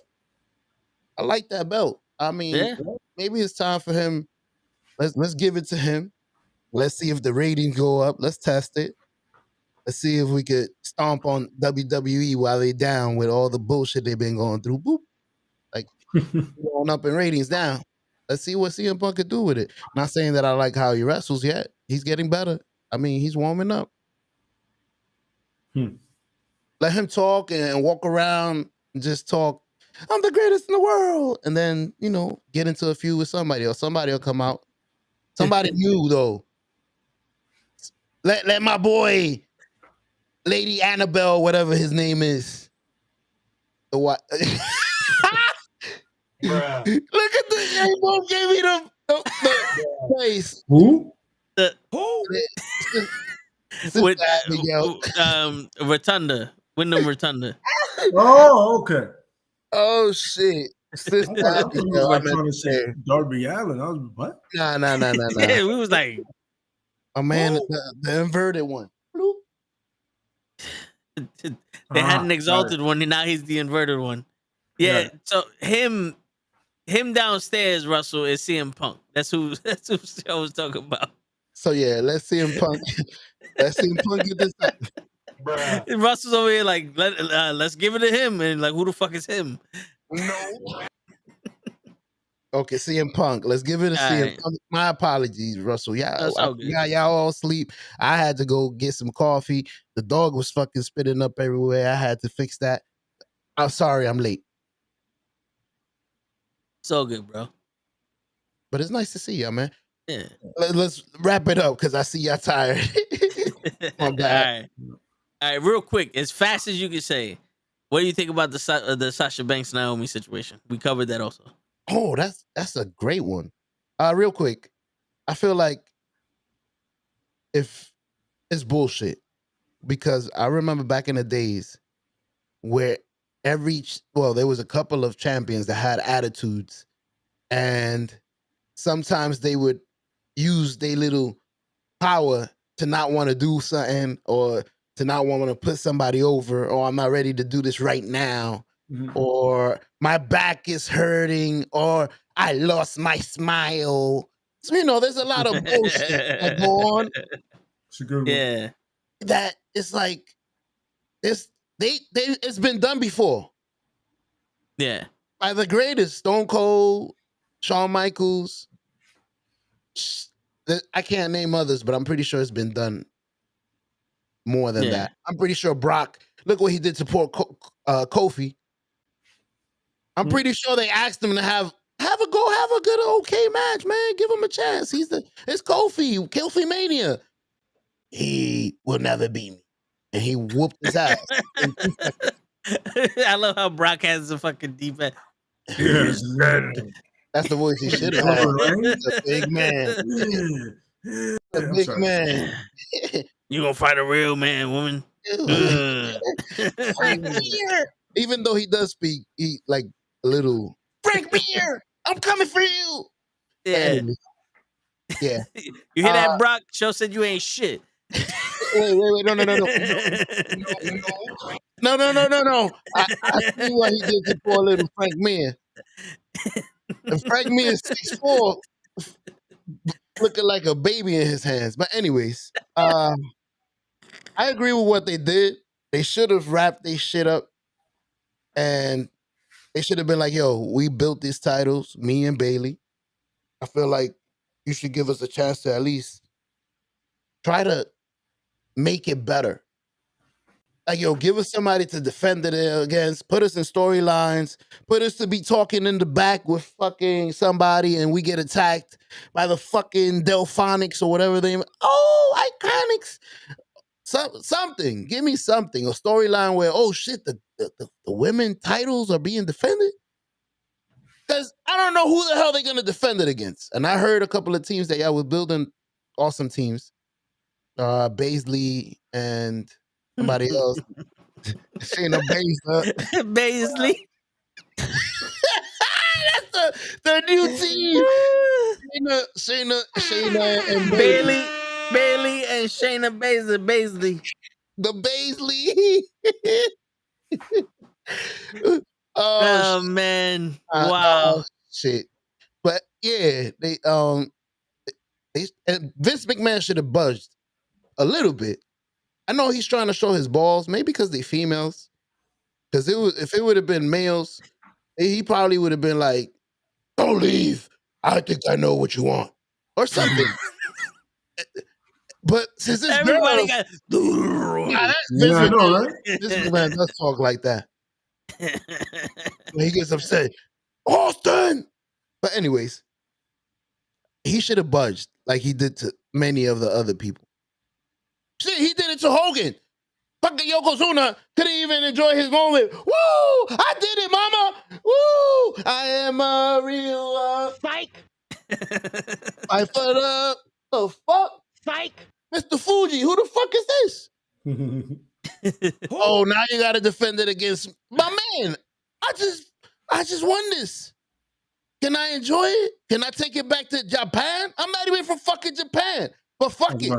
I'm gonna go over there. He's gonna go back to Samoa. Hell yeah. Go to Japan. I don't know what the fuck they saying because I'm from Samoa. But I look good. Can I enjoy it? Nope. Here comes Hulk Hogan. What? You imagine what would happen, Vincent, if a heel wins WrestleMania? Can I get it? Vince McMahon should have been like, okay, that's a great idea. Spike. I'm going to give it to somebody else, Hogan. Thank you. Randy, hello? Or somebody. That's as a boss, word, that's a great idea. Who should I give it to? Me? Nah. Mm-hmm. Randy Macho Man Savage. Get the fuck out of my office. But I'm happy for Sasha, and they have, like I said, they have a lot. So, well, I do want to say one thing quickly. Poor little Naomi, because I feel like she's the one that loses the most in all of this.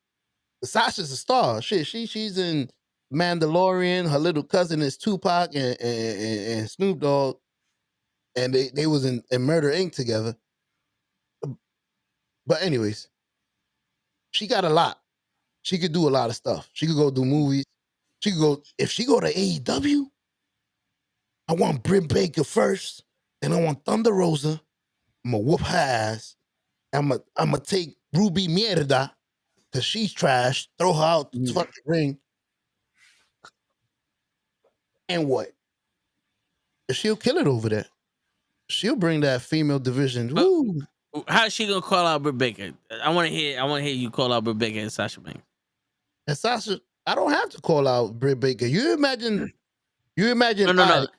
Sit there. Call her out. No, you're Sasha Banks in the middle ring. You got the mic. You got the mic in your hand. Call out Britt Baker. They already answered. Yeah, just say the words. I'm call out Britt Baker. I want to hear you. I want to hear Sasha say it. I'm the boss. You want me, girl? Nah. See, boss. I'm the boss. I thought you was gonna go to Britt Baker. Nah. I want you. That's your go-to. That's your go-to fucking voice for wrestling. Nah. That's sporty. Nah. Sasha, you got a little sweet, mellow voice. Speaking of sporty, did you hear Leia and Kenny's promos on each other? Yeah. All right, so Leia, like the Locks, murdered them. Come on. All right, so since you're late, but you're here, Kenny cut a promo on you already. What? He said that he'll beat you in a promo because you ain't never gonna show up. So this is what I'm saying, Joe. This is what I'm saying. You got to get one back at him. It's gonna be a title match. You and Kenny, Survivor Series, in a straight up street fight. So wait. Title match, Survivor Series. Survivor Series, straight up street fight. Mm-hmm. Go ahead. You talk about I'm not gonna show. Well, I'm more turning into the late show because I show up It might be 5 minutes left, but I got 5 minutes to tell you when we get to that ring and you bring that title, boy, you ain't gonna be leaving with it. Bruh. Woo! Mean G, move out my way. Well, there you have it. The show got a promo on Kenny. There you go. Tune in Survivor Series for the title match between The Late Show versus the Papa Bear. The Late Show, not no show. Do the millionaire shit. Everybody wants to be a millionaire button. Which one is that one? Who wants to be a millionaire button? I don't have that one no more. It's over. You know I don't save shit. This shit sucks. You know I'm slow. The lie It's detector me. determined that was a lie. So it's me, Toe. Why you expect shit to work here? And on that note, everybody, it's your friendly neighborhood knuckleheads signing out. Peace. Show, thanks for showing up late.